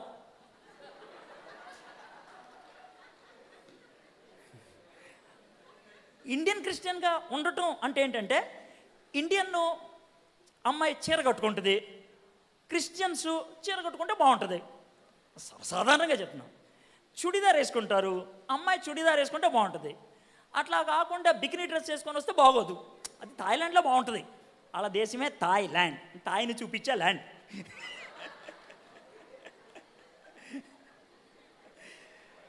కాబట్టి థాయిలాండ్ డ్రెస్ ఇండియాలో వేసుకున్నాం అనుకో, అది థాయ్ క్రిస్టియన్ అవుద్ది, ఇండియన్ క్రిస్టియన్ అవ్వదు. అంటే ఊరినే ఉదాహరణ చెప్తాను. నా let me tell you one thing. ఇండియన్గా మనకంటూ ఒక కల్చర్ ఉంది, ఇండియన్గా మనకంటూ ఒక లాంగ్వేజ్ ఉంది, ఇండియన్గా మనకంటూ కొన్ని హోదాలు ఉన్నాయి, ఇండియన్గా మనకంటూ కాస్త ఫ్రీడమ్ ఉంది, ఇండియన్గా మనకంటూ కొన్ని హక్కులు ఉన్నాయి. ఇది ఇండియన్. క్రిస్టియన్గా దేవుడు మనకి కొన్ని ఆదేశాలు ఇచ్చాడు. నా రిమెంబర్, ఇండియన్, క్రిస్టియన్. ఈ రెండిట్లో దేనికి ప్రాధాన్యత ఇవ్వాలి? దేవుడితో గొడవ రానంత మాత్రం, దేవుడితో గొడవ లేనంత వరకు ఇండియన్గానే ఉండాలి. దేవుడితో గొడవ లేనంత వరకు ఇండియన్గానే ఉండాలి. దేవుడితో గొడవ లేకపోవటం ఏంటండి అని అంటే, రేపు పొద్దున నరేంద్ర మోడీ వచ్చి రాయ్ నువ్వు యేసుప్రభుని ఆరాధించడానికి వీల్లేదు అంటే, అప్పుడు నరేంద్ర మోడీని పక్కకు పెట్టి యేసుప్రభుని ఆరాధిస్తాం. దేవుడికి మనకి అడ్డొచ్చిందనుకో గవర్నమెంటు, దేవుడికి మనకి ఇండియా అడ్డొచ్చిందనుకో, అప్పుడు ఇండియాని పక్క పెట్టేస్తాం. అప్పుడు దాకా ఇండియన్గానే ఉంటాం. మీకు ఎగ్జాంపుల్ చెప్తాం. దానియేలు తన 3 ఫ్రెండ్స్ ఉన్నారు కదా, మొత్తం 4 వెళ్ళారు. వాళ్ళకి 3 పనులు చేశారు. ఒకటి, పేర్లు మార్చారు, మార్చుకోండిరా అని అన్నారు. ఏమన్నా ఫీల్ అయ్యారా? లేదు. సబ్జెక్టులు మార్చారు, మార్చుకోండిరా ఏం బాధలేదు అని అన్నారు. ఫుడ్ మార్చారు, కుదరదు అంటే మొదటి 2 వాళ్ళకి దేవుడికి అడ్డురాల, 3వది దేవుడికి అడ్డొచ్చింది. ఎందుకంటే ఆ ఫుడ్డు ప్రసాదం, దేవతలకు అర్పించింది, దేవతలకు అర్పించిన దాన్ని తినకూడదు అని వాళ్ళకి నియమం ఉంది, నిష్ట ఉంది. కాబట్టి అది మేము చెయ్యం. పేర్లా మార్చుకో, సబ్జెక్ట్సా మార్చుకో, మాకు అదేం ఇష్యూ కాదు. కానీ ఇది దేవుడికి మాకు ఇష్యూ. అందుకని తర్వాత షడ్రక్ మెషక్ అబేద్నెగోకి రాజుగారు పెద్ద విగ్రహం పెడితే, రాజుగారు పేరు మాత్రం రాజుగారే, అరే రాజుగా అనలా, రాజుగారు మర్యాద ఇచ్చాం. అర్థమైందా? బబులోని సంస్కృతికి మర్యాద ఇస్తాం. ప్రైజ్ ద లార్డ్, హల్లెలూయా, మంచిది రాజుగారు. కానీ మీకు ఒక చిన్న తేడా వచ్చింది సార్, మీరు మాకు మా దేవుడికి మధ్యలో అడ్డొస్తున్నారు. కుదరదు. మీకు తలొగ్గం, మేము చచ్చిపోతాం, మీకు తలొగ్గం. సో ఇండియన్గానే ఉండాలి. ఎప్పుడు దాకా? క్రైస్ట్కి అడ్డు లేనంత వరకు. క్రైస్ట్కి అడ్డొస్తే మానేది. ఓ చిన్న మాట చెప్తాను, అంటే ఎక్కడెక్కడ దాకా మనం వెళ్ళొచ్చు. రేపు పొద్దునే ఇండియా అంతా బీఫ్ బ్యాన్ చేశారు అనుకో, ఏం చేస్తాం? నో ప్రాబ్లం, బీఫ్ తింటాం, మానేస్తాం. బీఫ్ అంటే ఏంటి తెలుసుగా? గొడ్డు మాంసం. మహారాష్ట్రలో బ్యాన్ చేశారు, కాశ్మీర్లో చేయడానికి ట్రై చేస్తున్నారు, అర్థం, గుజరాత్లో చేశారు.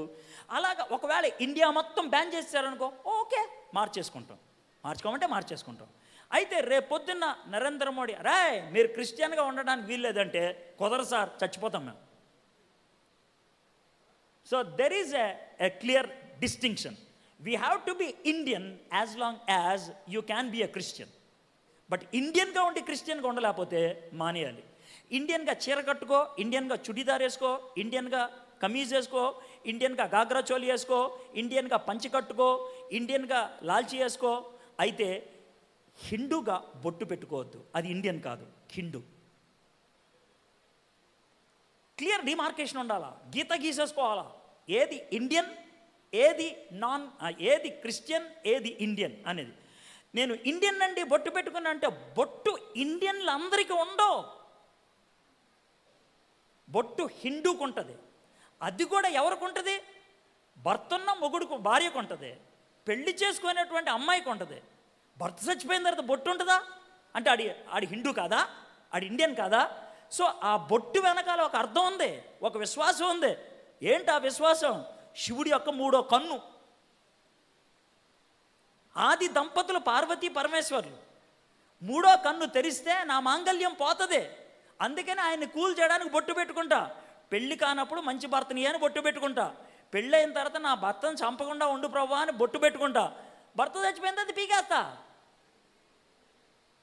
అది శివుడి మీద ఉన్నటువంటి విశ్వాసం, ఆయన 3వ కన్నుకు ఉన్నటువంటి నిదర్శనం. కాబట్టి ఆ బొట్టు నేను పెట్టుకుంటే ఇండియన్ అంటే కాదు, నువ్వు బొట్టు పెట్టుకుంటే హిందూ. సో ఆ క్లియర్ డిమార్కేషన్ మనకి ఉండాలి. ఈ ట్రెడిషన్స్ ఫాలో అవ్వాలి. ఎందుకంటే మన క్రిస్టియన్స్ చాలా, మీరు అడిగింది శారీ గురించి కూడా అడిగారా మీరు, నేను చూడకుండానే చెప్పేశాను. Traditions, I hope I answered all. అయ్యో కాగితాలు కలిసిపోయినాయా? Okay, my name is entertainment and my profession is discipline. What should I choose? And what should I give up? My name or my profession. ఎంటర్టైనింగ్గా profession ఉంటే సరిపోద్ది. అంటే సింపుల్గా చెప్తున్నాను, whatever is your profession, if it is not entertaining you, you are a slave. Whatever is your profession, నీ వృత్తి ఏదైనప్పుడు కూడా అది నీకు ఆహ్లాదాన్ని, ఆనందాన్ని ఇవ్వకపోతే పప్పు రుబ్బుతున్నావు అని అర్థం. చదువుకుంటే ఎంజాయ్ చేస్తూ చదువు, ఉద్యోగం చేస్తే ఎంజాయ్ చేస్తూ చెయ్యి. క్రికెట్ ఆడితే ఎంజాయ్ చేస్తూ క్రికెట్ ఆడు. గిటార్ కొడితే ఎంజాయ్ చేస్తూ గిటార్ కొట్టు. ప్రసంగం చేస్తే ఎంజాయ్ చేస్తూ ప్రసంగం చేయి. You must love your profession and that is entertaining. If that is entertaining, డబ్బులు ఇచ్చి ఎంటర్టైన్మెంట్కి వెళ్ళవు నువ్వు, నీ లైఫే ఎంటర్టైన్మెంట్. సో ఏది వదిలిపెట్టకూడదు దీంట్లో. దేవుడు మనల్ని స్లేవ్స్గా తయారు చేయలేదు, సన్స్గా తయారు చేశాడు. నవ్వుకునేటువంటి హక్కు, ధర్మం, హోదా ప్రపంచంలో మనుషులకు ఒక్కడికే ఉంది. కుక్క నవ్వుద్దా, పంది నవ్వుద్దా, పిల్లి నవ్వుద్దా? దేవుడు మనల్ని నవ్వేవాడుగా తయారు చేశాడు. ఎందుకో తెలుసా? మన దేవుడే నవ్వేవాడు. God laughs, therefore we can laugh. God smiles, therefore we can smile. God can enjoy, God wants us to enjoy. God becomes happy and he wants us to be happy. Whatever profession God gives us, it should give us happiness. అది మనకి happiness ఇవ్వాలి, అది మనకి జాయ్ని ఇవ్వగలుగుండాలి. So అది ఎప్పుడు జరుగుద్ది అంటే God given అని తెలిసినప్పుడు, దాన్ని లవ్ చేసినప్పుడు, దాన్ని మనస్ఫూర్తిగా చేసినప్పుడు it gives you Joy. Okay, so దీంట్లో దేన్ని వదిలిపెట్టద్దు. ప్రొఫెషన్ నుండి డిసిప్లిన్ లేకపోతే కనుక బిన్ లాడెన్ అవుతావు. డిసిప్లిన్ నుండి ప్రొఫెషన్ లేకపోతే కనుక హిట్లర్ అవుతావు. సో రెండు ఉంటే ఎడ్వర్డ్ విలియం అవుతావు. ఓకే, ధనవంతుడు లాజర్ కథలో ఉపమానంలో లాజర్ అబ్రహాము రొమ్మున ఉన్నాడు, ధనవంతుడు నరకంలో ఉన్నాడు. తనతో చనిపోయిన దొంగ, నేడు నీవు నాతో పరదేశంలో ఉందువు అని అన్నాడు. చనిపోయిన వారు నరకంలో, విశ్వాస వీరులు పరలోకంలో ఉన్నట్లు కదా. మరి తీర్పు జరిగిందా? క్రీస్తు నమ్మిన వారు, చనిపోయిన వారు ఎక్కడ ఉంటారు? ఇందాక అడిగారు. అయితే మీరు అడిగినప్పుడు ఇచ్చిన జవాబే ఇప్పుడు కూడా నేను ఇవ్వాల్సి వస్తుంది. అయితే ఇంకొంచెం క్లారిటీతో ఇస్తాను. యేసు ప్రభు సిలువ మీద చనిపోకముందు ధనవంతుడు లాజరు కథ చెప్పాడు. ధనవంతుడు లాజరు కథ చెప్పేటప్పటికి అబ్రహాం ఎక్కడున్నాడు? పరదైసులోనే ఉన్నాడు. పరదైసు వెయిటింగ్ రూమ్. పరదైసు కేవలం పరలోకంలోకి వెళ్ళే వాళ్ళకే. అక్కడ ఏబేలు కయ్యూను ఇద్దరు ఉండరు. ఏబేలే ఉంటాడు, కయ్యూని కింద ఉంటాడు. అర్థమైందా? చాలా క్లియర్గా. ఇస్సాకు ఇష్మాయిల్ ఉంటారా? ఉండరు. ఇస్సాకే ఉంటాడు, ఇష్మాయిల్ కింద ఉంటాడు. చాలా పక్కాగా. అంటే పరలోకంలోకి గ్యారంటీగా వెళ్ళే వాళ్ళే ప్యారడైజ్ దగ్గర ఉన్నారు, మిగిలిన వాళ్ళు లేరు. అందుకనే యేసుప్రభు వారు ఏమన్నారంటే, ఇద్దరు దొంగలు ఉన్నారు కదా, ఒకడితో ఏమన్నాడు తెలుసా? నువ్వు నేడు నాతో పరదేశంలో ఉండు అన్నాడు. కానీ మీరు అన్నాడా? అనలేదు. ఎందుకు తెలుసా? పక్కనోడు పరదేశంలో ఉంటాడా? ఉండడు, నరకంలోకి వెళ్తాడు. ఎంత పక్కా తెలిసిపోతుందో అండి. నువ్వు నాతో పరదేశంలో ఉంటాడు. బికాజ్ నువ్వు నన్ను అడిగావు, నువ్వు నాకు రిలేషన్ ఏర్పరచుకున్నావు. ఆ రోజు యేసయ్య పరదేశంలోకి వెళ్ళాడు. పరదేశంలోకి వెళ్ళి అందరినీ గుంపు చేసుకొని, అంటే ఆ వెయిటింగ్ రూమ్లో చివరి ఎంట్రీ ఎవరిది చెప్పండి నాకు? దొంగదే. చివరి ఎంట్రీ ఆడు చివరి ఎక్కిన తర్వాత పదండి రైట్ అని అన్న ట్రైన్ వెళ్ళిపోయింది పైకి. అది పరిస్థితి ఆడు ఎక్కంగానే. అందుకని నువ్వు నేడు నాతో పరదేశంలో ఉందువు అని అన్నాడు. మిగిలిన వాళ్ళు ఎక్కడున్నారు? నరకానికి వెళ్ళారు. అప్పుడు చెప్పిన మాట ఇదే, ఇప్పుడు చెప్పిన మాట ఇదే. సరే, ఇంకొక క్వశ్చన్ అడిగారు దీంట్లో. ఏమంటారంటే, మరి తీర్పు ఇంకా జరగలేదు కదా అని. ఒక విషయం చెప్తాను చూడండి. బైబిల్లో చాలా విషయాలు మనకి అలంకార రీతిగా రాశారు. అలంకార రీతిగా అంటే ఆ అలంకారంలో భావం తీసుకోవాలి, కానీ యథాతథంగా జరుగుద్దని అనుకోకూడదు. దేవుడు ఏమంటాడు తెలుసా? నేను సహాయం చేయడానికి నా చెయ్యులు కొరచ కాలేదు అంటాడు. అంటే దేవుడి చేతులు ఉన్నట్లా. నా కళ్ళు అటు ఇటు తిరుగుతున్నాయి అంటాడు. అంటే దేవుడు కళ్ళు ఉన్నట్లా. మీ పేరు నా అరిచేతిలో చెక్కుకున్నాను అంటాడు. అంటే నిజంగా చెక్కుకున్నాడనా? ఇవి అలంకారప్రాయంగా రాసినాయి, ఫిగరేటివ్ లాంగ్వేజ్. చేత్తో చెక్కుకుంటే కనుక చెరిగిపోదు. నా చెయ్యి ఎప్పుడు షార్ట్ అవ్వలేదు అని అంటే ఎప్పుడు కూడా ఇవ్వడానికి సంసిద్ధం, నేను ఎప్పుడు చూస్తూనే ఉంటాను. ఇలాంటి భావనకి మా అలంకారం ఉపయోగించాడు. అదేవిధంగా తీర్పు ఉంటుంది అనే మాట ఎందుకు చెప్పారంటే, జాగ్రత్తగా ఉంటాం కాబట్టి. మనం చచ్చిపోయిన తర్వాత అక్కడ పెద్ద కోర్టు సీన్ ఉంటుందని, ఇది ఊహ మాత్రమే. కోర్టు సీన్ ఉంటుంది. ఆ ముద్ద ఎడ్వర్డ్ విలియమ్స్ పెట్టండి, వీడి జీవితం అంతా ప్రవేశపెట్టండి, ఓ బుక్కు అంటే మీరు యమగాల సినిమా చూసి వచ్చినట్లు ఉంటుంది అనమాట. ఆడెవడో ఉంటాడు కదా, ఆడి పేరేంటాడు? ఎన్టీఆర్ కాదు, ఆడి ఎముళ్ళే. ఆ పక్కన ఉంటాడు చిత్రగుప్తుడు. చిత్రగుప్తుడు బుక్ తీస్తాడని అర్థమైందా? మన లైఫ్ అంతా చదువుతాడు. ఏమండి వీడు ఇన్ని చేసాడండి, అది చేసాడండి అని అంటే పెద్ద వాదన. అప్పుడు మనం దేవుడితో చిన్న వాదన, డిస్కషన్. అది యమగాల సినిమాలోనే సెట్ అవుద్ది. నిజం ఉండదు అసలు, అంత సీన్ ఉండదు అసలు. ఒక విషయం చెప్తాను సార్, మనం పాపం చేసి యేసుప్రభుని అంగీకరించకుండా చచ్చిపోతే అసలు యేసయ్యని కానీ దేవుణ్ణి కానీ ఫేస్ చేయడానికి ఉంటుందా? ఉండదు. స్ట్రెయిట్ నరకానికి పోతాం అంతే. ఇవి వేరే ఉండదు. అక్కడ ఏదో ఇంకో ఛాన్స్ ఉంటుంది అనుకుంటున్నారు. అస్సలు లేదమ్మా. ఓ లాయర్ని పెట్టుకుంటే పని అవుతుంది అనుకుంటారు. అవ్వదు. అదంతా ఇక్కడే తీర్పు ఉంటుంది అని అన్నది మనకి భయాన్ని కలిగించడానికి. ఓకే, అంతేగాని ఆడేదో తీర్పు జరుగుద్ది అంత సీన్ ఏం లేదు. ఈ కలిసిపోయినాయి, అందుకనే చూస్తున్నాను. అయిపోయినాయి అంట షూర్గా. Existence of dinosaurs is it true? If true and before creation or after creation? Chicken curry వండక ముందు ఉంటుందా, వండిన తర్వాత ఉంటుందా? చికెన్ కర్రీ వండక ముందు ఉంటుందా, వండిన తర్వాత ఉంటుందా? మరి ఇది ఇలాగే ఉంది. డినోసరస్ క్రియేషన్ ముందా తర్వాత అంటే? క్రియేషన్ ముందు, సృష్టికి ముందు డినోసరస్ ఎలా ఉంటుంది? ఉండదు. ఈ ప్రశ్న అంటే బుర్రలేని ప్రశ్న అంటానికి ఆ మాట చెప్తున్నాను అనమాట. మాకు అర్థమైందో లేదు మీకు. అది అర్థం కాకపోతే నేను ఇంకేం చేయను నేను. ఓకే, నా అసలు మెయిన్ క్వశ్చన్ ఏంటంటే, చాలామందికి ఉండేటువంటి క్వశ్చన్ ఏంటంటే డినోసరస్ అనేది ఉన్నదని సైంటిస్టులు చెప్తున్నారు. ఓకే, అయితే ఇప్పుడు ప్రస్తుతం డినోసరస్ లేదు. డైనోసరస్ కానీ ఆ విధమైనటువంటి జురాసిక్ పార్క్ సంబంధించినటువంటి జంతువులు ఏమీ లేవు. మరి ఎట్లాగా అవి ఏమైపోయినాయి అని అంటే మీకు వాషం చెప్తాను. ప్రపంచంలో ప్రతి సంవత్సరం కూడా సంవత్సరానికి 200 రకాలైనటువంటి జంతువులు ఎక్స్టింక్ట్ అవుతున్నాయి. 200 రకాలైనటువంటి జంతువులు ఎక్స్టింక్ట్, అవి అంతరించిపోతున్నాయి. ఆ అంతరించిపోయేటువంటి జంతువుల్లో డైనోసరస్ ఒకటి. జంతువు ఉందా? ఉంది. పోయిందా? పోయింది. ఏముంది? దేవుడు ఆదిలో సృష్టించాడా? దీన్ని కూడా తయారు చేశాడు. మరి ఏమైంది? పోయింది. అది బోల్డ్ జంతువులు పోయినాయి. బోల్డ్ జంతువులు లేవు. ఒకప్పుడు ఉండే కేవలం బొమ్మలకు మాత్రమే పరిమితం అయిపోయినాయి, మిగిలినవి పోయినాయి. అంత దాకేందుకు? ఒకప్పుడు భారతదేశంలో వేల కొద్ది పులులు ఉండే. అయితే పోయిన 3 సంవత్సరాల క్రితం 1426 పులులే ఉన్నాయిరా. మీరు వీటిని కూడా చంపుకు తినేస్తే ఇంకా పులులు ఉండవురా అని అన్నారు. అంటే విపరీతంగా కాపాడతాం మొదలుపెట్టారు పులుల్ని. లేకపోతే అవి కూడా పోయాయి. అప్పుడు కొంతకాలం అయితే ఒకప్పుడు పులి ఉండేదిరా, పులి జూలుండేది తెలుసా, పులి అని చెప్పుకోవాల్సి వచ్చేది. అంతే, పులి మీద ఒక సినిమా వచ్చేది, జురాసిక్ పార్క్ లాగా. అంతే, అంతరించిపోయినాయి. సో దాని గురించి పెద్దగా ఆలోచించాల్సిన అవసరం లేదు. డినోసరస్ అంతరించిపోవడానికి చాలా రకాలైన కారణాలు ఉన్నాయి. ఒకటేంటంటే కొన్ని జంతువులు కొన్ని చోట్లే ఉంటాయి. పెంగ్విన్ అనే జంతువు ఉందనుకో, చలి ఉన్నటువంటి ప్రదేశంలో ఉంటుంది.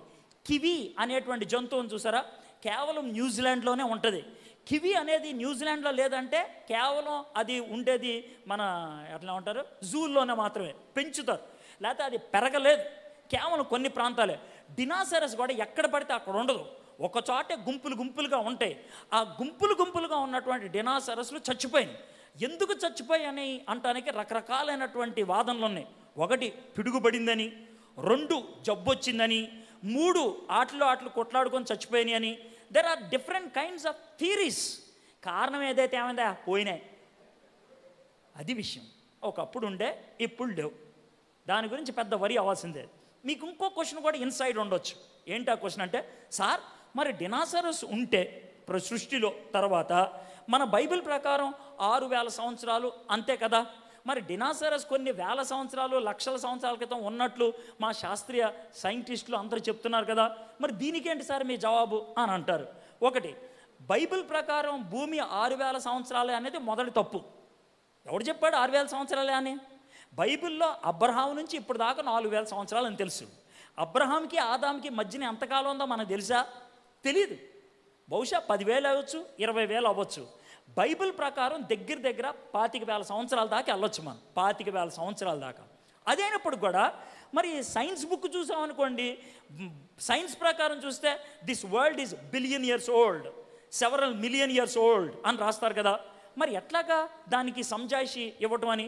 నేను మైనింగ్ ఇంజనీరింగ్ చదువుకున్నాను. దాంట్లో మాకు జియాలజీ అని ఒక సబ్జెక్ట్ ఉంటుంది. జియాలజీలో భూమి యొక్క నిర్మాణం గురించి ఉంటుంది అన్నమాట.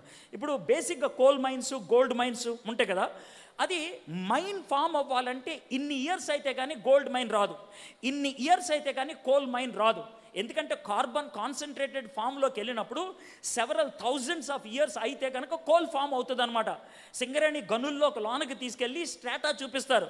ఇది 5 మిలియన్ ఇయర్లు, ఇది 10 మిలియన్లు, ఇది 50 మిలియన్లు అని చెప్తారు. క్లియర్గా డిమార్కేషన్ కనబడుతుంది. ఈ కోల్ గట్టిగా ఉంటుంది, ఈ కోల్ మెత్తగా ఉంటుంది, ఈ మట్టి సాఫ్ట్గా ఉంటుంది, ఇది రాయిలాగా అవుతుంది. ఆ ఫార్మేషన్ లెవెల్స్ మాకు చూపిస్తారు. ఇవన్నీ చూపించి బయట బల్ల మీద తీసుకొచ్చి టీచ్ చేశారు. This world is 1 billion year old అని చెప్పారు. నా బైబిల్ ప్రకారం నాకు తెలిసింది 25,000 సంవత్సరాలు. మా టీచర్ ఏమో 1 బిలియన్ ఇయర్ ఓల్డ్ అంటాడు. ఎలాగా అంత అంటాలు పడతా ఉంటే God give me an answer. దేవుడు ఒక చక్కటి ఆన్సర్ ఇచ్చాడు. I will give you 2 examples. ఆ 2 ఎగ్జాంపుల్స్ బట్టి అర్థం చేసుకుందాం. ఒక చెట్టు, ఓ పెద్ద చెట్టు ఉందనుకో, ఈ చెట్టు వయసు ఎంత ఉంటుందిరా అని అడిగితే మామూలుగా బయాలజీ చదవనాడైతే ఉండొచ్చురా ఓ 10 ఏళ్ళు అని అనొచ్చు. బాగా చదువుకున్నవాడైతే అరే నాకు ఛాన్స్ ఇస్తావా అని అంటారు. ఏంట్రా అంటే దీనికి వస్తాను రా అని. సరే కొయ్యరా అంటాం. అప్పుడు ఆ చెట్టుని అడ్డంగా రంపంతో కోసేస్తే, జాగ్రత్త వినండి, చెట్టుని అడ్డంగా కోసేస్తే జాగ్రత్తగా ఆ చెట్టును చూస్తే రింగ్స్ ఉంటాయి. రింగ్స్, ఎన్ని రింగులు ఉంటే కనుక అన్ని సంవత్సరాలు అని అర్థం అనమాట. ఎన్ని రింగులు ఉంటే అన్ని సంవత్సరాలు. ఇప్పుడు మీకు అర్థమైంది కదా. సరే, దేవుడు ఈరోజు ఏదైనా తోటను తయారు చేశాడు. ఏం చేశాడు దేవుడు? ఏం చేశాడు? ఏదైనా తోటలో ఏముంటాయి? చెట్లు. చెట్లు చిన్నగా ఉంటాయా పెద్దగా ఉంటాయా? చిన్నగా చెట్లు ఉంటే దాన్ని తోట అనరు, నర్సరీ అంటారు. దేవుడు ఈడెన్ నర్సరీ తయారు చేశాడా, తోట తయారు చేశాడా? తర్వాత మనం దేవుడు ఒకవేళ విత్తనాలు చల్లినారనుకోండి అది పొలం అంటారు. ఏదైనా పొలమా, ఏదైనా తోట? తోటలో పెద్ద పెద్ద చెట్లు ఉంటాయి. ఓకే, దేవుడు పొద్దున్నే ఏదైనా తోటను తయారు చేశాడు. సాయంత్రం నువ్వు బయాలజీ చదివిన స్టూడెంట్గా తీసుకెళ్ళి ఓ పెద్ద మామిడి చెట్టు చూపించి అరే ఈ చెట్టు ఎంత పురాతనమైందిరా అని అంటే, సార్ నాకు పర్మిషన్ ఇచ్చారు అంటే ఇచ్చేసాను. రంపం పెట్టు కోసేసి రింగులు గబగబా లెక్క పెట్టి సార్ 102 ఏళ్ళు సార్ అని అంటావు. రింగులను బట్టి 102 ఏళ్ళు చెట్టు అని నువ్వు దేని బట్టి చెప్పావు? రింగులు బట్టి. నీ సైన్స్ ప్రకారం అది రైటా రాంగా? రైట్, డౌట్ లేదు.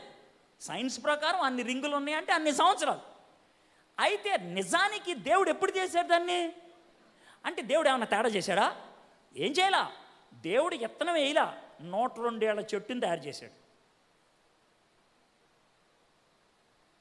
అదేవిధంగా దేవుడు భూమిని వర్జిన్ భూమి లాగా తయారు చేయలేదు, పురాతనమిలాగా తయారు చేశాడు. పురాతనమైన భూమిని ఎతికితే పురాతనమైన భూమిలాగానే కనబడుతుంది, అంతే కదా. ఇంకో ఎగ్జాంపుల్ చెప్తాను, ఇదైనా క్లిక్ అవుతుందో చూద్దాం. నేను దేవుణ్ణి, అర్థమైందా? ఆదాముని తయారు చేశా. ఎవరినే? పొద్దున్న తయారు చేశా. ఆదాముని తీసుకొచ్చి మన విమల్ గారు ఇక్కడ విమల్ గారి దగ్గర పెట్టా. విమల్ గారు డాక్టర్ గారు, అర్థమైందా? ఎందుకంటే డాక్టర్లు ఏం చేస్తారంటే మానవ యొక్క శరీర నిర్మాణాన్ని బట్టి మానవుడి యొక్క వయసు ఎంతో చెప్తారు. పళ్ళు లెక్కేసి వయసు ఎంత, లేకపోతే మొహాన్ని చూసి వయసు ఎంత, చర్మం యొక్క రూపురేఖలు చూసి వయసు ఎంత చెప్తారు. ఆ విధంగా ఆదాముని తీసుకెళ్ళి మన విమల్ గారి ముందు పెట్టి సార్ యాడమ్ ఏజ్ ఎంత ఉంటుంది సార్ అని అంట. ఆయన ఏమంటాడు? చూసి పళ్ళు లెక్క పెట్టేసి సార్ 25 ఇయర్స్ ఉంటాయి సార్ అని అంటాడు. కానీ మనకు తెలుసు ఆదాముని దేవుడు పొద్దున్నే చేశాడని, అర్థమైందా? దేవుడు 25 ఏళ్ల ఆదాముని తయారు చేశాడు, కానీ అనే బాబుని తయారు చేయాలి. So in the same way దేవుడు భూమిని ఒక పరిపక్వత చెందిన భూమిగా తయారు చేశాడు, ఒక ఓల్డ్ భూమిగా తయారు చేశాడు. కాబట్టి మనం దాన్ని చూస్తే ఎలా ఉంటుంది? దేవుడిని పక్కకు పెడితే ఈ భూమి 100 ఏళ్ళరా, 1000 ఏళ్ళరా, 1,00,000 ఏళ్ళరా అని అంటాం. అది వాదన. కాబట్టి దేవుడు లేనోడు అట్లా మాట్లాడతాడు, దేవుడున్న మనం నాకు తెలిసిన విషయం అని చెప్తాం. దేవుడు కొన్ని షార్ట్ కట్ కూడా చేస్తాడు. 3 ఎగ్జాంపుల్ చెప్తున్నాం. దేవుడు నీటిని ద్రాక్షారసం చేశాడు కదా. అసలు ఒరిజినల్గా ద్రాక్షారసం ఎక్కడి నుంచి వస్తుంది చెప్పండి నాకు? ద్రాక్షలకి కాయలు ఎక్కడి నుంచి వస్తాయి? చెట్టు కాయలు రావాలంటే ఏం కావాలి? నీళ్ళు, అర్థమైందా? అంటే చెట్టు వేళ్ళ నుంచి నీళ్లు తీసుకొని దానికి రసాయనిక చర్యక చేసి ఒక కాయను తయారు చేసి ఆ నీళ్ళని రసంగా ఆ కాయలో అమర్చి ఉంచితే ఆ కాయను కోసి దాన్ని చితకొట్టి ఓ 3 సంవత్సరాలు ఉంటే రసమైంది. అల్టిమేట్గా నీళ్ళ నుంచేగా వచ్చింది రసం.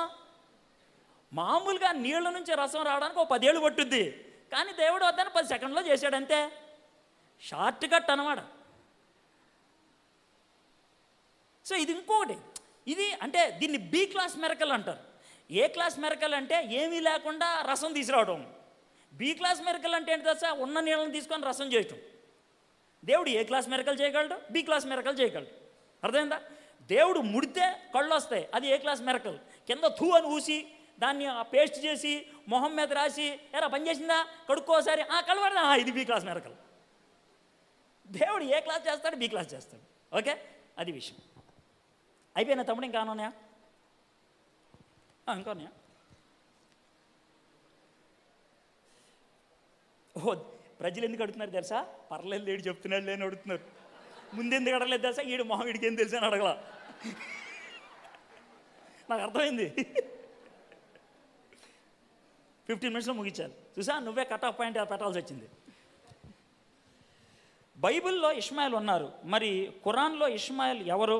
లేదా వారు ఒక్కరేనా? ఇప్పుడు బైబిల్లో ఇష్మాయిల్, ఖురాన్లో ఇష్మాయిల్ గురించి మాట్లాడాలంటే ఓ చిన్న మాట మాట్లాడతాను.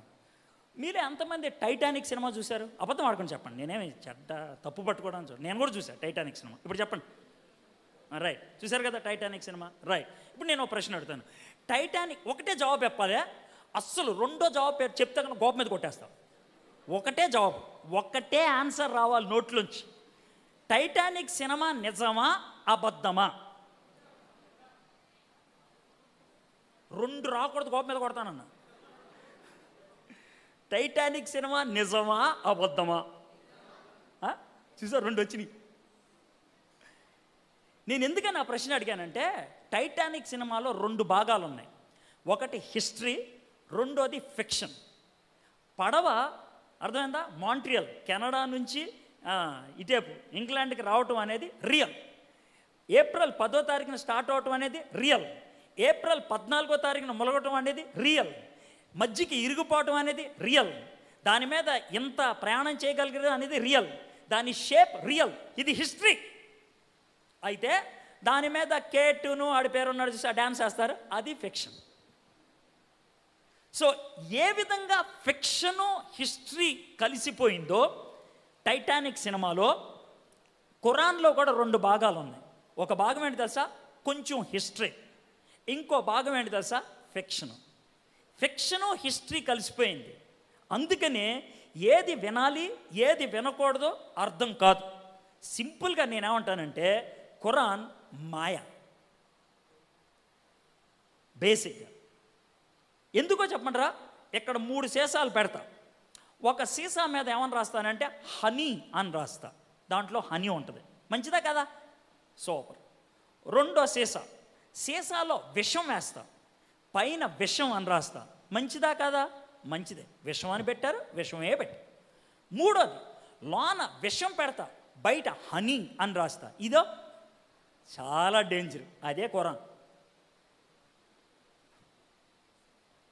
అదే ఖురాన్. ఎందుకనంటే వాళ్ళు ఏమంటారు తెలుసా? మీ అబ్రహామే మా అబ్రహాం, మీ ఇష్మాయిలే మా ఇష్మాయిల్, ఇలా చెప్పుకుంటూ వస్తారు. అయితే ఒక విషయం చెప్తాను. ఖురాను బైబిల్ ఎక్కడ దాకా ఒకే విధంగా వెళ్తుందో తెలుసా? అబ్రహాముకి ఇష్మాయిల్ పుట్టాడు, ఇస్సాకుని దేవుడిచ్చాడు అనేదాకా.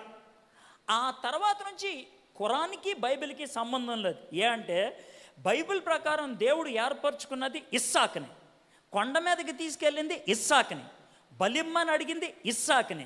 కానీ ఖురాన్ ప్రకారం కొండ మీదకి తీసుకెళ్ళింది ఇష్మాయిల్ని, బక్రీద్ చేసేది ఇష్మాయిల్ని ఆధారం చేసుకొని. అక్కడి నుంచి వేరైపోతుంది. ఇక స్టోరీ మొత్తం వేరైపోతుంది.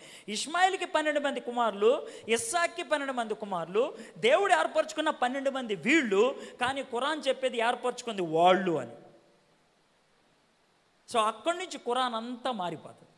కానీ పేర్లు మాత్రం తగులుతాయి. దావీదు తగులుతాడు, యాకోబు తగులుతాడు, సొలొమోను తగులుతాడు, యోనా తగులుతాడు, అందరూ ఉంటాడు, పేర్లు ఉంటాయి, హిస్టరీ నడుస్తూ ఉంటుంది.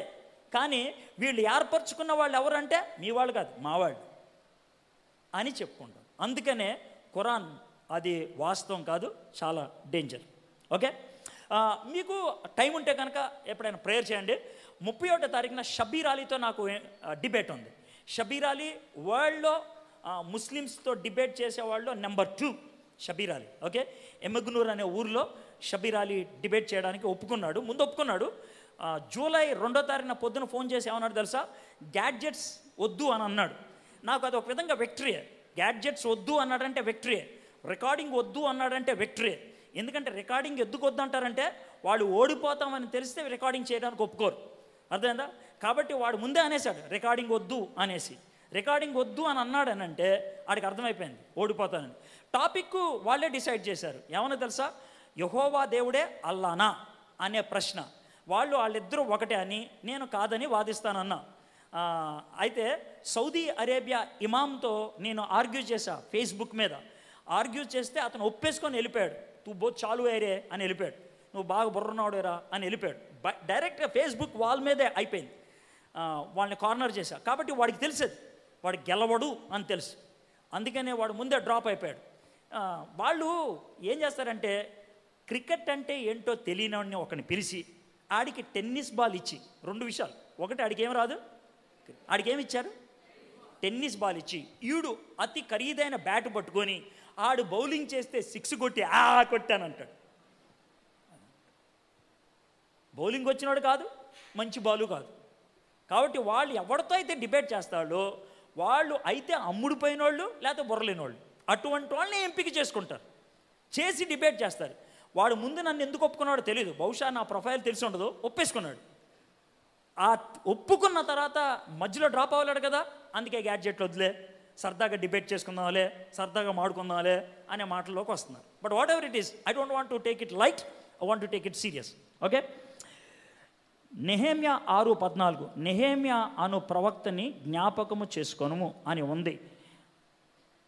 కాదు, నోబద్య సారీ, నెహెమ్యా 6:14 నోబద్య అను ప్రవక్తని జ్ఞాపకము చేసుకొనుము అని ఉంది. నోబద్య ఎవరు చెప్పగలరా? ఓ ప్రవక్త, బైబిల్లోనే ఉందిగా. అంటే అంతకు మించి మనకు తెలియదు ఎక్కువ. టు బీ వెరీ ఫ్రాంక్, నాకు కూడా తెలియదు. తెలియనప్పుడు ఏం చెప్తాం? అంత దాకెందుకు? మెల్కీషెదక్ ఎవరో తెలుసా? మనకి తెలుసా? తెలీదు. మెల్కీషెదక్ గురించి బైబిల్లో 2 రెఫరెన్స్లు ఉన్నాయి. ఒకటి ఆదికాండంలో, 2 హిబ్రీలకు రాసిన పత్రికలో. ఆదికాండంలో అబ్రహాము మెల్కీషెదక్కి దశం భాగం ఇచ్చినట్లుంది. హిబ్రీలు రాసిన పత్రికలో మెల్కీషెదక్ కంటే గొప్పవాడు అని యేసయ్యని పరిచయం చేశాడు. మెల్కీషెదక్ ఎవరు కొడుకు? మెల్కీషెదక్ ఎవరు అంటే ఏం చెప్తాం? ఏం చెప్పలేం. మెల్కీషెదక్ అబ్రహాం కంటే గొప్పోడు. ఎవరైతే గొప్పోడో వాడికి దశం భాగం ఇస్తారు. అబ్రహాము మెల్కీషెదక్కి దశం భాగం ఇచ్చాడు. మీరు అబ్రహాము గ్రేట్ అనుకుంటున్నారు, అబ్రహామే మెల్కీషెదక్కి ఇచ్చాడు. మెల్కీషెదక్ లాంటి వాడయ్యా యేసు ప్రభు అని పరిచయం చేశారు. ఎక్కడ? హిబ్రీలకు రాసిన పత్రికలో. అంతకుమించి మనకేం తెలీదు, కాబట్టి we can't go more than that. ఆది కాండంలో రోజుకి ఎన్ని గంటలు? ఎప్పుడైనా రోజుకి అన్ని గంటలు ఉంటాయి. ఎన్ని? 24 గంటలు. కానీ ఒక విషయం గుర్తుపెట్టుకోండి, రోజు అనేది మనం ఉపయోగిస్తాం. ఎప్పుడు? తెలుగు వాళ్ళను డేస్ అని, ఇంగ్లీష్ వాళ్ళను. రోజు అనే పదం హీబ్రూ భాషలో లేదు. హీబ్రూ భాషలో యోమ్ అనే పదం ఉపయోగిస్తారు. యోమ్ అనే పదానికి అర్థం ఏంటంటే ఒక పీరియడ్, స్టిప్యులేటెడ్ పీరియడ్, ఒక కాలం. అది 24 గంటల, 150 గంటల, 200 గంటల మనకి తెలియదు, ఎన్నైనా అవ్వచ్చు. అర్థమైందా? దీన్ని ఆధారం చేసుకొని కొంతమంది ఈ విధంగా వాదిస్తూ ఉంటారు. ఎలా వాదిస్తూ ఉంటారు? ఆదికాండంలో 6 రోజుల్లో దేవుడు సృష్టించాడు కదా, పేతురు గ్రంథంలో ఒక్కరోజు 10,000తో సమానం అన్నారు కదా, 1000 సంవత్సరాలతో. కాబట్టి 6 రోజులు అంటే 6,000 సంవత్సరాలు అని వాదించే వాళ్ళు ఉన్నారు. అది అలంకారం, ఇది చరిత్ర. అలంకారాన్ని చరిత్రను కలపకూడదు. దేవుడు 6 రోజులు సృష్టించాడు, పైగా సూర్యోదయం సూర్యాస్తమైంది అని కూడా అన్నాడు. కాబట్టి దాన్ని ఆ కాలంలోనే తీసుకోవాలి. అర్థమైందా? సో దేవుడు ఒక పని చేయాలి అనుకున్నప్పుడు ఎంత షార్ట్లో అయినా చేస్తాడు, ఎంత లాంగ్లో అయినా చేస్తాడు.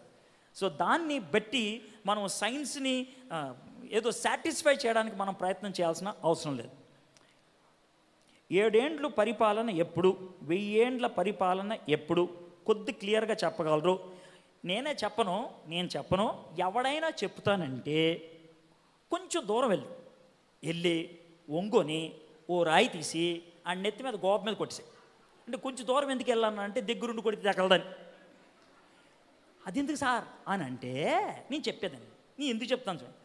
యేసు ప్రభు నేను దొంగలాగా వస్తా, నేను ఎప్పుడు వస్తానో ఎవరికి తెలియదు, కనీసం నాకు కూడా తెలియదు అని అన్నాడు కదా మత్తయి సువార్త 24వ అధ్యాయంలో. అలాంటిది మీరు ఎప్పుడు వస్తారో నన్ను చెప్పంటే ఎరకాడంలో పెడతానుకా. చెప్తే యేసు ప్రభు నాకు తెలియదురా అన్నాడా? యేసు ప్రభువే నాకు తెలియదని ఇంకో మాట కూడా అన్నాడు, ఎప్పటికీ తెలియదురా అని అన్నాడు. ఆయన నాకు తెలుసు అని అంటే ఏంటి అర్థం? యేసు ప్రభు పిచ్చోని చేసినట్లా, లేకపోతే యేసు ప్రభు చేత నన్ను కొట్టిద్దామనా? అమ్మా కుదరదు, ఎవడికే తెలియదు. అర్థమైందా? తెలిస్తే అప్పుడు ప్రిపేర్ అయిపోము మనం. అందుకే దొంగలాగా వస్తారన్నాడు. అర్థమైందా? అయిపోయిందండి. Thank you.